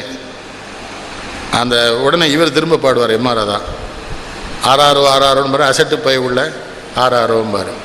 அப்போ அந்த அம்மா சொல்லுவா, புருஷ மனசில் பூத்திருந்தா சொல்லிட்டே வந்துவா, கரெக்டுன்னா சொல்லுவா, குழந்தை நிறைய ஆயிட்டேன்னு வருத்தப்படுவா. ஆசைக்கு பிள்ளை ஆராய்ச்சியும்பா. இவர் சொல்லுவார், அடுத்து தடை செய்ய ஆராய்ச்சி. அதான் அந்த இடத்துல ஒரு குசும்பு வைப்பார். ஆசைக்கு பிள்ளை ஆராய்ச்சின்னா அடுத்து தடை செய்ய ஆராய்ச்சின்னு அடுத்தால என்ன விடுவார் தெரியுமா? நம்ம ஆசையுடன் பேசி நாளாச்சும் பாரு. அந்த அம்மா சொல்லும், ஆபத்து அங்கேதான் உருவாச்சு, ஆனாலும் தூண்டுது பாட்டு பாரு. என்னது? ஆனாலும் தூண்டுது பாட்டு. அடுத்தது நீ என்ன தாலாட்டு பாரு. ஒவ்வொரு பகுதியும் ஒரு கிளப் டான்ஸில் எழுதுவார். விஜயலலிதான்னு ஒரு அம்மா ஆடும். அப்போ இதுவரை ஆண்களை தொட்டதில்லை, எல்லாரும் சரி, பிள்ளை 2க்கு மேல் நான் பெற்றதில்லை பாவா. கிளப் டான்ஸில் ஆட வரலாம், ஆடும் பொழுதே ஆடல் படம், பாட வரலாம், பாடும் பொழுதே பாடம் வரலாம். தேயும் நிலவு தேயும் மறைக்கும், தென்றல் அடித்து ஓயும் மறைக்கும், பாயும் இளமை பாயும். ரசிக்கணும். கே.பி. சுந்தராம்பாளுக்கு எழுதியிருப்பாள. எனக்கு ஒருத்தன் கே.பி. சுந்தராம்பாள் ஐநா சபையில் பாடலை எப்படி இருக்கும்? மகாகவி காளிதாஸ் பார்த்துருக்கீங்களா? கவிமணி, காலத்தில் அழியாத காவியம் தர வந்த மாபெரும் கவி மன்னனே, உனக்கு தாயொரு மொழி சொல்லுது. அது அந்தம்மா பாடி. எங்கள் ஊரில் ஒருத்தன் பரமசிவன் ஒருத்தன் இருக்கான், ரொம்ப ரசிப்பான் சினிமா. அவன் தான் சொல்லுவான், திருச்செந்தூருக்கு போயிருக்கான், என்னுடைய நூலில் எழுதியிருக்கேன், மணிகண்டம் படிச்சிருக்கலாம். திருச்செந்தூருக்கு போயிருக்கான், திடீர்னு வந்து எழுப்புறான். என்னென்ன வாடா முருகனை பார்க்க போனேன், சாயங்காலம் போலான்னு. சாயங்காலம் முருகன் இருப்பானோ மாட்டானோன்ட்டான். நான் சொன்னேன், எதுக்குண்ணே? கே.பி. சுந்தராம்பாள் வந்திருக்கா, அவபாட்டுக்கு வேலை வா காவலா கந்தான்னா அவன்பாட்டு கூட போயிடுவான், வேலை போட்டுட்டு விளங்காத வேலை வாழை எப்பவுமே பார்த்துரும். கேபிஎஸ் எப்படி ரசிச்சிருக்கான் பாரு. திருவிளையாடல் படத்தில் பார்த்தீங்களா, சிவபெருமானா சிவாஜி கூடுவார், சாவித்தில் வேணா இந்தம்மா வந்து வேலைவா கந்தா முருகான்னு நின்றுவான் தெரியுமா முருகன் இல்லையா? எப்படி கேபிஎஸ்? பல்லக்கு பரிவாரம் படையுடன் முடி உந்தன் சொல்லுக்கு விலையாகுமே, மகனே உன் தோளுக்குள் புவி ஆடுமே. கண்ணதாசனுக்காக எழுதிக்கிட்ட பாட்டு அது. ஊருக்கு கதை சொல்வோர் உள்ளத்தை வதை செய்தால் சீர்பெரும் கவி வாடுமே, மகனே தெய்வத்தின் நிலை மாறுமே. யாருக்கும் வாழ்வுண்டு அதற்கு ஒரு நாள் உண்டு, அதுவரை பொறுப்பாயடா மகனே என் அருகினில். எட்லமா பாடும் அது. அது இந்த நாகூர் அனிஃபால்லாம் என்ன பாட்டு அவரு. நம்ம என் கட்சி மாதிரி அவங்க கட்சியிலையும் தோக்கும் போது சீட்டு கொடுத்தாங்க அவருக்கு. காங்கிரஸில் தோல்க்கும்னு தெரிஞ்சா என்ன கூட்டுருவாங்க. அந்த தொகுதியில் நீங்கள் தான் நாச்சு நிற்கணும். சரி, இன்னும் 2 சொத்தை விற்க ஏற்பாடு பண்ணிட்டானுவோ, நாங்களும் வந்தே மாதிரன்னு இன்னும் 2 வயக்காடை ஊற்றுட்டு அதானே நாகூர் அனிஃபா. என்னம்மா பாடுவார் அவர் மாதிரி? பாட முடியுமாயா? திக்கு திகந்தமும் கொண்டாடியே வந்து தீன் கூடி நிற்பர் கோடி அல்லாஹ் தஆலாவை பாட கொடுத்த உங்கள் வாயினால் கண்ட மாதிரிலாம் பாடி வீணாக போயிட்டு தான்ட்டேன். ஒரு தடவை கெட்டி பிடிச்சிக்கிட்டு ராமன் அப்துல்லா படத்தில் பாடினார். என் பையன் அங்கே இணை இயக்குனர் பாலுமேந்திராட்ட, பாலுமேந்திரா சொல்லியிருக்காரு நெல்லைக்கண்ணன் ஐயா பையன்னு, கெட்டி பிடிச்சிக்கிட்டாரா என் பிள்ளைய. பிடிச்சிக்கிட்டு அப்பா என்ன மாதிரியே படம் அத்தா, அத்தா பிள்ளையா நீங்கள் இருக்காரு. என் பையன் என்ன சொல்லலாம், அன்பாலாம் இருந்தார், கெட்டிலாம் பிடிச்சாரு, கழுது அந்த தாடியை வச்சு என் மூஞ்சியில் தேய்னு தேய்ச்சிட்டார். இவன் கிண்டல வர அதானே கேபிஎஸ். பல்லக்கு பரிவாரம் படையுடன் முடிவுந்தன் சொல்லுக்கு விலையாகுமே ஆகுமே ஒரு சுத்துவா, உன் தோளுக்குள் புவி ஆடுமே. ஊருக்கு கதை சொல்வோர் உள்ளத்தை வதை செய்தால் ஊருக்கு கதை. எத்தனை வயசு அந்த அம்மாக்கு? சங்கரன் கோயிலில் கச்சேரி பண்ணிட்டு இருக்கு. காலையில் விடிஞ்சிடுது, கோயில் யானை வெளியே வருது. கஜானனம் பூத கணாதி சேவிதம். எங்களுக்கெல்லாம் என்ன நினைப்பு, இந்த அம்மா பாட போய் தான் யானை வருது நாங்கள் நம்புகிறோம். கடவுளை நம்பி கும்பிடுங்க ஐயா. நம்ம சாமியார்களே நம்பலையே. ஆனால் கொங்கு மண்டலத்தில் தான் சாமியார் நிறைய இருக்கான். கோயமுத்தூரில் போனால் எங்கே பார்த்தாலும் இங்கே ஒரு சாமியார் உனக்கு வாழ நான் சொல்லி கொடுக்கேங்க. நான் தான் வாழ்ந்துக்கிடுவேனே, நீ ஏன் சொல்லி கொடுக்கணும், உனக்கு தெரியலங்கானே. அவனை கொன்ற வேண்டாமா அந்த சாமியாரை? நமக்கு என்ன அவன் பயிற்சி அளிக்கிறது? என் மனசை நான் தான் கட்டுப்படுத்த முடியும், சந்திரசேகரன். இன்னொருத்தன் கட்டுப்படுத்த முடிச்சா அவன் ஹி மே பி சைக்காஸ்டிஸ்ட். அப்படி தானே டாக்டர்? அவன் மனநல மருத்துவராக இருக்கணும். இவன் சாமியார் யார் என்ன கட்டுப்படுத்த? வடக்க ஒரு சாமியார் ஆசிரமத்தில் இருந்திருக்காரு. ஒரு கோனார் பொம்பளை பால் கொண்டு வந்திருக்கா, கங்கையில் வெள்ளம் கூடிட்டுது, திரும்பி போகணுமே சாமின்னு இருக்கா. ஓம் நமச்சிவாயன்னு சொல்லிட்டு போயிட்டான். மறுநாள் பால் கொண்டு வந்துட்டான். சாமியார் கேட்டார், வெள்ளமாக இருக்க எப்படி போன? நீ தானே சாமி ஓம் நமச்சிவாயன்னு சொல்லுன்னு போனேன், ஆற்று மேலே நடந்து போயிட்டான், பால் கொண்டு வந்துட்டேன்னு. சாமியார் நம்பிக்கை இல்லாமல் தான் சொல்லியிருக்கான். அவன் நம்பி போயிட்டான். சாமியார் கொஞ்ச நேரம் பார்க்க அவள் போகிறா ஓம் நமச்சிவாயன்னு ஆற்று மேலே நடந்து. சாமியார் போனவன் என்ன பண்ணான், 2 வேட்டியும் தூக்கிட்டு ஓம் நமச்சிவாயன்னு விட்டான். 6 இழுத்துட்டு போயிட்டுது. சிவபெருமான்ட்ட போய் என்னன்னு கேட்டான், என்ன நம்பாமல் வேட்டியை தூக்குனால நனைஞ்சிரும்னு. நனையாது. அப்படி சாமி கும்பிடாது. பழனிக்கு போனால் எல்லாரும் பக்தியாக சாமி கும்பிட்றான். பத்திகளா கணேசன்? பழனிக்கு போனாலாம் எவ்வளோ பக்தியாக இருக்கான். அந்த விஞ்சில் ஏறிடுறான் பத்திகளா. இந்த கம்பியவே பார்க்கான். கணபதி தம்பி மேலே இருக்கான், அவனை நம்பி இவன் போல கம்பியவே பார்க்கான். நெஞ்சக்கணகள் முடிவு தஞ்சத்தருள் சண்முகனு கேள்வி செஞ்சர் புனி மாவளை சிறந்திரவே பஞ்சக்கரவான விதமாக ஆடும் ஒரு வேலை நிச்சயம் போட முடியும். நான் சொன்ன மாப்பிள்ளை என்ன விஷயம், ஒரு பிரி விட்டுருக்க மாதிரி இருக்குங்க. பொய் சொல்ல எங்கள் தலைமை இருக்கார் வாழப்படையார். இவர் நான் ஒரு 20 எம்எல்ஏவோட போனோம். அதில் நான் சும்மா இருக்கான் வாழப்படையார் சொன்னேன், என்னாச்சு இந்த கம்பி வந்துட்டுனா 20 தொகுதியில் இடைத்தேர்தல் வரும்லான்னு. வரும்போது ஒரு எம்எல்ஏ கூட அதில் ஏறலை, நடந்தே வந்துட்டான் எல்லா பேரும். அதில் ஒரு பையனுக்கு என் ஜாதகம் தெரிஞ்சிருக்கு. அவனுக்கு வாக்கில் வேலையாக சொன்னால் பழிச்சிரும், அவன் நல்ல பையன் இல்லை. இவர் நான் தான், இவர் தைரியமாக வருவார். நான் இவர் மட்டும் தான் கீழே சிரிக்கிறாரு. ஓ அவனை பூரா நடக்க விட்டுறேன்னா நான் சொன்னால் அவன் நடக்கான். அப்போ அவன் சாமி கும்பிட வரல. உங்களுக்கு சொல்லித்தரேன், கடவுளையே கும்பிட வேண்டாம்யா, பெற்ற தாய் தந்தையை கும்பிடுங்க. அன்னையை போல் ஒரு தெய்வம் இல்லைன்னார் இல்லையா? அவள் அடித்தோட மறுப்பவர் மனிதன் இல்லைன்னு.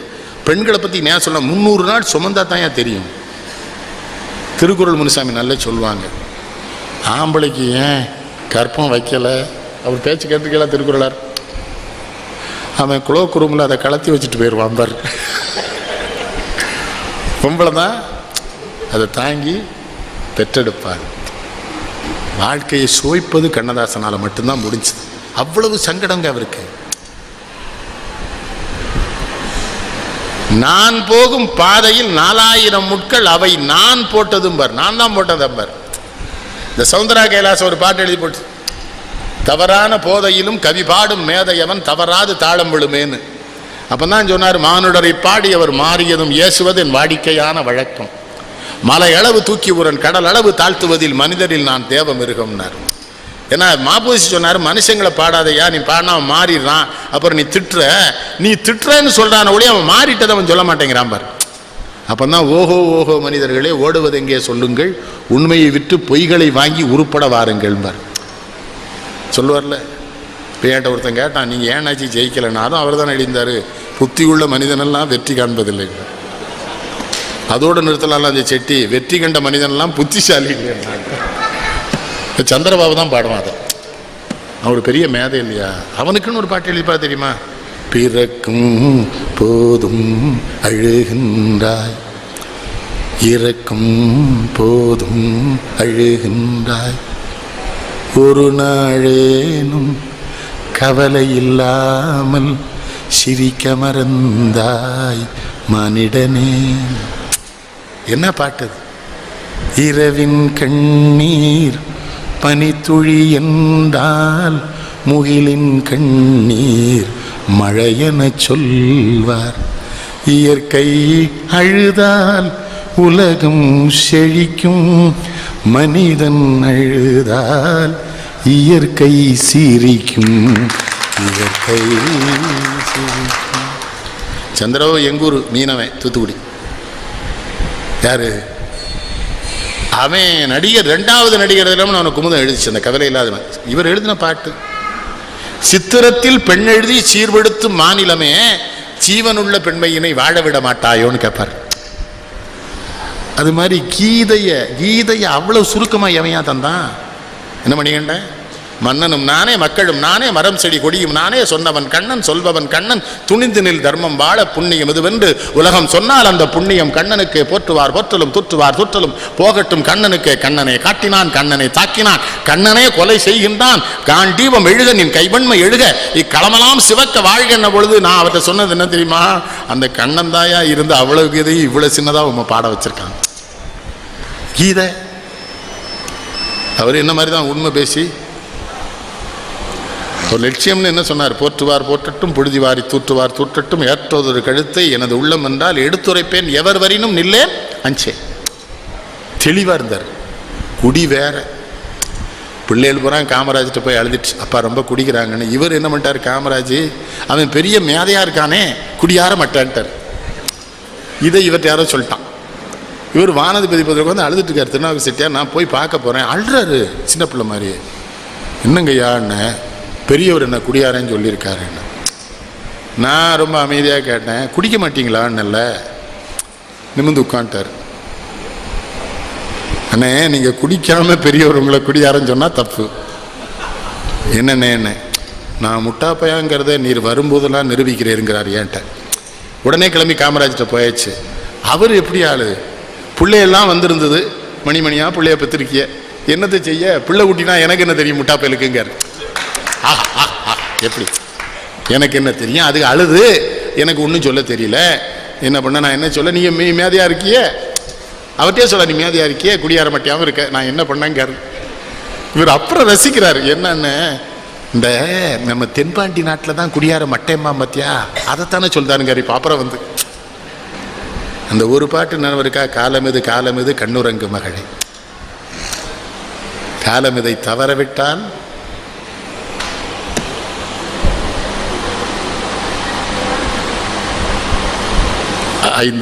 அந்த ஒரு அந்த அதான் கம்ப்யூட்டர் வேலை செய்ய மாட்டுக்கு.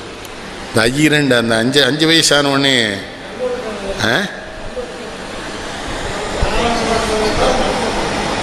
அது கடைசியில் சொல்றீங்க நீங்களும் நானும் சொல்ல வேண்டிய வயசு தான் அது. அது கடைசி. இந்த இடையில இந்த பள்ளிக்கூடத்தில் படிக்க வச்சுல அப்புறம் தான் சொல்லுவார், 12 வயது வந்தால் கண்ணுறக்கம் இல்லை அடி 7 மொழிகளும். அதுக்குள்ள ஒரு செய்தி வைக்கிறான். அதான் கவிங்க. நீ பள்ளிக்கூடத்தில் படிக்க போனா என்ன பண்ணும்? இந்தியாவின் மொழிகளான 14 மொழியும் படிங்கிறார். 7 மொழிகளுடன் அதை படிக்காத இதை படிக்கான்னு சொல்லல அவர். ஏன்னா யாமறிந்த மொழிகளிலே தமிழ் மொழி போல் இனிதாவது எங்கும் காணும்னு பாரதி சொன்னான்னா, பாரதிக்கு 8 மொழி தெரியும். 8 மொழியும் பழுதர கற்று துறை போனவன். எழுதுவான், பேசுவான். பாரதிக்கு பிரெஞ்சு தெரியும், லாட்டின் தெரியும், சான்ஸ்கிரிட் தெரியும், மலையாளம் தெரியும், தெலுங்கு தெரியும், தமிழ் தெரியும், இங்கிலீஷ் தெரியும், கன்னடம் தெரியும். அதனாலதான் யாம் அறிந்த மொழிகளை யான் படித்தேன்னு சொல்லல. படிக்கிறது வேறு, அறிவது வேறு. அதனால யாம் அறிந்த மொழிகள் இல்லைங்கிற அதைத்தான் சொல்லாரு. 12 வயது வந்தால் கண்ணுறக்கம் இல்லை எடை 7 மொழிகளுடன் மாறும் கன்னிமனம் மாறும், கண்ணன் முகம் தேடும், அப்பம் தூக்கம் என்பது ஏது. அப்புறம் தான் நினைத்த காதலனை சேர வரும்போது தந்தை அதை தடுத்து விட்டால் கண்ணுறக்கம் ஏது. அப்புறம் மாலையிட்ட கணவன் வந்து சேலை தொடும்போது மங்கையரின் தேன் நிலவில் கண்ணுறக்கம் ஏது. 2 திங்களிலும் பிள்ளை வரும்போதும் அன்னை என்றும் வந்து விட்டால் கண்ணுறக்கம். நல்ல யோசிங்க, பெண்கள் நமக்கா எவ்வளவு பெரிய தியாகமான வாழ்க்கை வாழலாம் யோசிங்க. விளையாட்டு இல்லை, சும்மா பெண்களை சொல்லக்கூடாது. அதனால தான் கடவுள் பூரா விவரமாக இருந்திருக்கான் நம்ம நாட்டில். சிவபெருமான் பாதியை கொடுத்துட்டான், திருமால் மார்புக்குள்ளே வச்சுட்டான், பிரம்மா நாக்கில் வச்சுட்டார். அதுக்கு என்ன அர்த்தம்? மனைவிக்கு சரிபாதி வாழ்க்கையில் கூட உன் மனசில் சிந்திக்கிற சிந்தனையிலே மனைவியை கலந்து சிந்தி, நாக்கை சுழட்டி ஒரு செய்தியை சொல்லும் பொழுது மனைவியை கலந்து அந்த செய்தியை சொல்லு. அதுக்கு தான் இவன் பாதி கொடுத்தான், அவன் நெஞ்சுக்குள்ளே வச்சான். நம்ம சாமியெல்லாம் சும்மா ஒன்றும் வைக்கலை. உங்கள்கிட்ட எல்லாம் சொல்கிறேன், சாமி கும்பிட போகிறீங்களா மனைவியை கூட்டிகிட்டு போகணும். ஏன்னா சாமியே மனைவியோடு தானே வராரு. பாதி பேர் கூட்டே போக மாட்டேக்கான். என்னன்னு கேட்டால் அதில் ஒரு பேர் சொல்கிறான், அண்ணாச்சி முருகன் மாதிரி போட்டுமாங்க. எவ்வளோ அயோக்கிய போய் பார்த்தீங்களாவே. சாமி மாதிரி போனால் முருகன் மாதிரிங்க. நான் சொன்ன பிள்ளையார் மாதிரி போனால் மாட்டோம்னா அது டேஞ்சர். அந்த காலம் இது காலம், அதெல்லாம் பெரிய காவியம் இல்லையா? அது காலம் இது காலம் இது. எத்தனை பெரிய மனிதனை நம்ம பெற்றிருக்கிறோம். அவர் வாழை கண்ணதாசன் அவங்க சொல்லியிருக்காங்க. ஒரே ஒரு விஷயம் சந்திரசேகர் சொல்லிடுறேன், நீங்கள் தான் முதல்ல சொல்லிட்டீங்களே திட்டுவோம்னு. இந்த பட்டத்தை எல்லாம் கொடுத்த உடனே திரும்ப கொடுத்துடணும். இதெல்லாம் கொலை பண்ணுறதுக்கான ஏற்பாடுன்னு நீங்கள் புரிஞ்சுக்கணும். அது ஒரு விதமாக நம்மளை கொல்ல பார்ப்பாங்க, நம்ம எஸ்கேப் ஆயிடும். எனக்கு இந்த 2 பல்கலைக்கழகத்துலேருந்து எனக்கு டாக்டர் பட்டம் கொடுக்குறோன்னு கேட்டுகிட்டே இருக்காங்க. நான் தெளிவாக சொல்லிட்டேன் வேணான்ட்டு. அண்ணாமலையிலையும் கேட்டாங்க, அழகப்பால உமையாள் ராமநாதன் சொல்லிச்சு, நான் உயிரோடு இருக்கும்போது என் பிள்ளை நான் தந்துறேன், இல்லமா வேணாம் டாக்டர் பட்டம். இல்லை என்ன இருக்குது கழுத? இந்த கலைமாமணி பட்டம் எல்லாரும் வச்சுருக்கான். இந்த தினமணியில் மதி கார்ட்டூன் பட்டம் தான் தெரியுமா? இந்த குப்பை பிறக்கிற பேரில் சொன்னான், அண்ணே இங்கே 2-3 கலைமாமணி விருது கிடக்குங்க. அவன் எங்கூர் பே, எனக்கு சொந்தக்கார பே அந்த மதி. இந்த வைத்தியநாதன் சொல்லுவான், இவன் ஏதாவது கார்ட்டூன் போட்டு அவங்க என்ன பாப்பாரு நாயன்னு எழுதுறாங்கன்னாமா. அவன் மறுநாள் இன்னொன்று போட்டான், முதல்வருக்கு முன்னால் யானை, புலி, சிங்கம், கரடி, பாம்புலாம் நிற்கி. முதல்வர்கிட்ட கேட்கு, நாங்களும் தான் சினிமாவில் நடிச்சிருக்கோம், எங்களுக்கும் கலைமாமணி கொடுங்குது. என்ன சங்கடம்னா, கஞ்சா கருப்புக்கும் கலைமாமணி விருது, கலாப்பிரியாவுக்கும் கலைமாமணி விருது. அவன் கவிங்க. இந்த மாப்பிள்ளை கலாப்பிரியா கூட்ட மாப்பிள்ளை, இந்த அல்பபெட்டிக் ஆர்டரில் நீ கஞ்சா கருப்புக்கு முன்னால் வருவியா பின்னால் வருவியான்னு தெரியாமல் வாங்கலையான்னா. விருதுகள்லாம் யார்கிட்ட வாங்கணும்னு ஒரு தகுதி இருக்குது, யார் நமக்கு தரணும்னு தகுதி இருக்குது. கம்பன் மாதிரி இருக்க வேண்டாமா? மன்னவனுடைய வடநாடு உணதோ உன்னை அறிந்தோ தமிழை ஓதினேன் என்னை விரைந்தேற்று கொள்ளாத வேந்துண்டோ உண்டோ குணா. கம்பன் யார்கிட்ட? சோழன்ட்ட சொல்லா. போடா நீ சோழா, என்னடா நீ மன்ன, நீ இல்லை எனக்கு. இப்போ நான் அறிங்க, நான் உலகத்தில் எங்கே போனாலும் என்ன மதிப்பாக மன்னனும் ஆசர கற்றோனும் சிறுதூக்கில் மன்னனில் கற்றோனே சிறப்புடையோன் மன்னோருக்கு தந்தேசம் அல்லால் சிறப்பில்லை கற்றோருக்கு. இப்போ நான் யாரியா? நான் SSLC பாஸ் பண்ணதை எங்கள் வீட்டில் விழாவாக கொண்டாடினாங்க. அதுலேருந்தே என்னுடைய புகழ் உங்களுக்கு தெரியும். திருச்செந்தூரில் பாலை விஷயம் நடந்துட்டுருக்கு. மாலை முரசு வந்த புதுசு SSLC தேர்வு முடிகள்னு போட்டான். எங்கள் வீட்டில் ஒரு ஓட்டுநர் கோனார், ரொம்ப நல்ல ஆள், இன்னும் இருக்கார், 90 வயசாச்சு. எனக்கு முன்னால் அந்த ஆளுவே பேப்பர் வாங்குறாரு. என் மேலே அவ்வளோ அன்பு அவருக்கு. என்ன கோனாரே இவ்வளோ வேகமாக ஓடுறியா, எப்படி நீங்கள் தோற்று போயிருவியா? அதுக்கு தான் என் நம்பர் மட்டும் இருக்கு. அவனுக்கு ரொம்ப வருத்தமாயிட்டு. எனக்கு முன்னால் இருந்த பையன் முரளின்னு ஒரு பையன், அவன் தான் மாநிலத்தில் முதலாவது வருவான்னு எதிர்பார்த்தாங்க. எனக்கு அடுத்த பையன் மாவட்டத்தில் முதலாவது வருவான்னு எதிர்பார்த்தான். அவன் 2 பேரும் ஃபெயில், நான் பாஸ் பண்ணிட்டேன். விதி விளையாடுறதுக்கு நம்ம என்ன பண்ண முடியும்? எங்கள் கிருஷ்ணசாமி நாயுடு ஹெட்மாஸ்டர் மோசமாக, அவங்களாம் ஹெட்மாஸ்டராக பெரிய சண்டை வந்துட்டு அவங்க ஃபெயிலாட்டாங்க. நான் என்ன பண்ண முடியும்? நீ எப்படி பாஸ் பண்ணேன்னு கேட்காரு. நீ ஒரு ஹெட்மாஸ்டராகவேன்னு கேட்டோமா? நான் பாஸ் பண்ண. அவனுக்கே வருத்தாங்க ஹெட்மாஸ்டருக்கு. அவர் அவ்வளோ நம்பிக்கையாக இருந்தார் என் மேலே. நான் ஹெட்மாஸ்டருடைய நம்பிக்கை பொய்க்க வைத்த சண்டாளன் நான். எங்கள் தந்தையார் சிரிக்கிறாங்க. கோனார் என்னப்பா கேட்குறான், நான் பாஸ் ஆனதை ஒத்துக்க மாட்டேங்கிறான், நீ விடப்பா சாமியை கும்பிடு. அப்புறம் தான் ப்ரீ யூனிவர்சிட்டியை போய் சொன்னாங்க 61. அது ஒரு தடவை போங்களேன். நான் போகலைன்னு, ஒரே ஒரு வருஷம் போங்கப்பா, வீட்டில் எல்லோரும் கல்லூரி போயிட்டான், நீங்கள் போகலைன்னா. அது தோத்தாச்சு. தோத்துட்டு வெள்ளை பேண்ட் சட்டி போட்டு எங்கள் பங்களா வாசல் நிற்கிறேன். கடையிலேருந்து வந்தாங்க, தோத்துட்டுதா 10 ரூபா சினிமா போட்டாங்க. பெரிய 10 ரூபா நோட்டு இருக்குது தெரியுமா அந்த காலத்தில். எங்கள் அம்மா சொல்கிறாங்க ஃபெயிலாக இருக்கான் சினிமா போய் சொல்ல. எங்கள் அப்பா சொல்கிறாங்க தோத்ததை எவ்வளோ மகிழ்ச்சியாக சொல்கிறான் பார்த்தியா, இவன் எதிர்காலத்தில் உலகம் புகழுகிற பிள்ளையாக வரப்போகிறான், உனக்கு தெரியாது. உன் பிள்ளைகள்லாம் பெரிய பதவியில் இருப்பானுங்க, அவனுங்களை எப்படி அறிமுகப்படுத்துவான் தெரியுமா? நெல்லைக்கண்ணனுக்கு அண்ணன் அறிமுகப்படுத்துவாங்களே ஒழிய இவனை எவனுக்கு. இந்த எங்கள் அண்ணன் ஜென்ரல் மேனேஜர் ஸ்டேட் பேங்கில் சொல்லுவார், இல்லைங்க வாம்பார் என்னன்னு, இன்னைக்கு ஒரு பையன் என்ன அசிங்கப்படுத்திட்டான்னாரு. என்னன்னு? நெல்லைக்கண்ணன் அண்ணன்னு சொல்லாமல என்னன்னாரு. அதுக்கு நான் என்னென்ன பண்ணுவேன், மனசுக்குள்ளே ஒரு சந்தோஷம். எங்கள் தந்தையெல்லாம் நான் கொடுத்து வச்சாது. எங்கள் அம்மானால தான் நான் கவிதை எழுதுறேன்.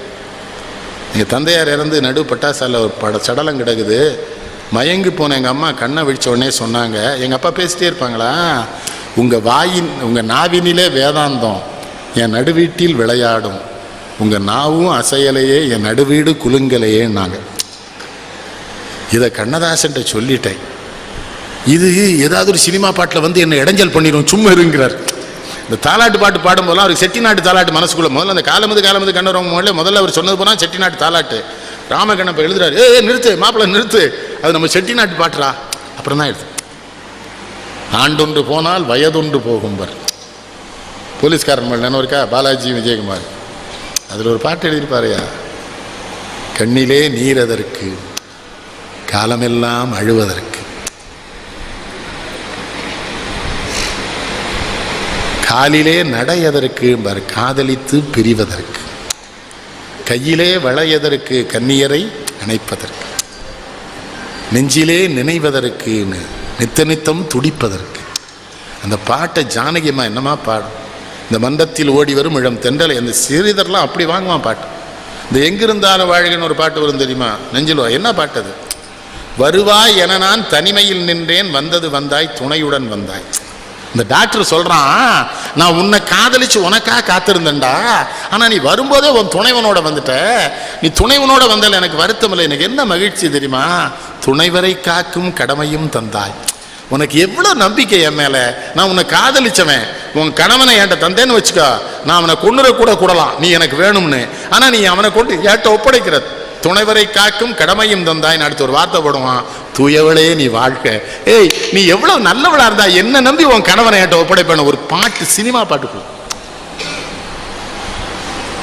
இப்பவுமே எழுதுறானோ வரியே தெரியலையே. பூரா எருமையும் நாயுமா கொலைக்கு கத்துது, எவனோடும் விருது வாங்குவான், அவனும் கவிஞன்னு சொல்லிக்கிட்டுதானுவா. எனக்கு நான் விளையாட்டு சொல்ல, நான் திரைப்பட பாட்டு எழுதும்போது போனேன்னா அந்த பயில பயப்படுதான், புதுசாக பாட்டு எழுதுறான். நீங்கள் போங்கய்யா, எதுக்குள்ள போகணும், நீங்கள் இருந்தால் வராதுங்க. ஏன் வராதுன்னு அதில் ஒரு பேர் விவரமாக சொல்லிட்டான், நான் உங்கள் புத்தகத்திலே திருநாளும் திருட வேண்டாம், ரொம்ப ஒழுக்கமான பையன், நல்லா இருக்கு.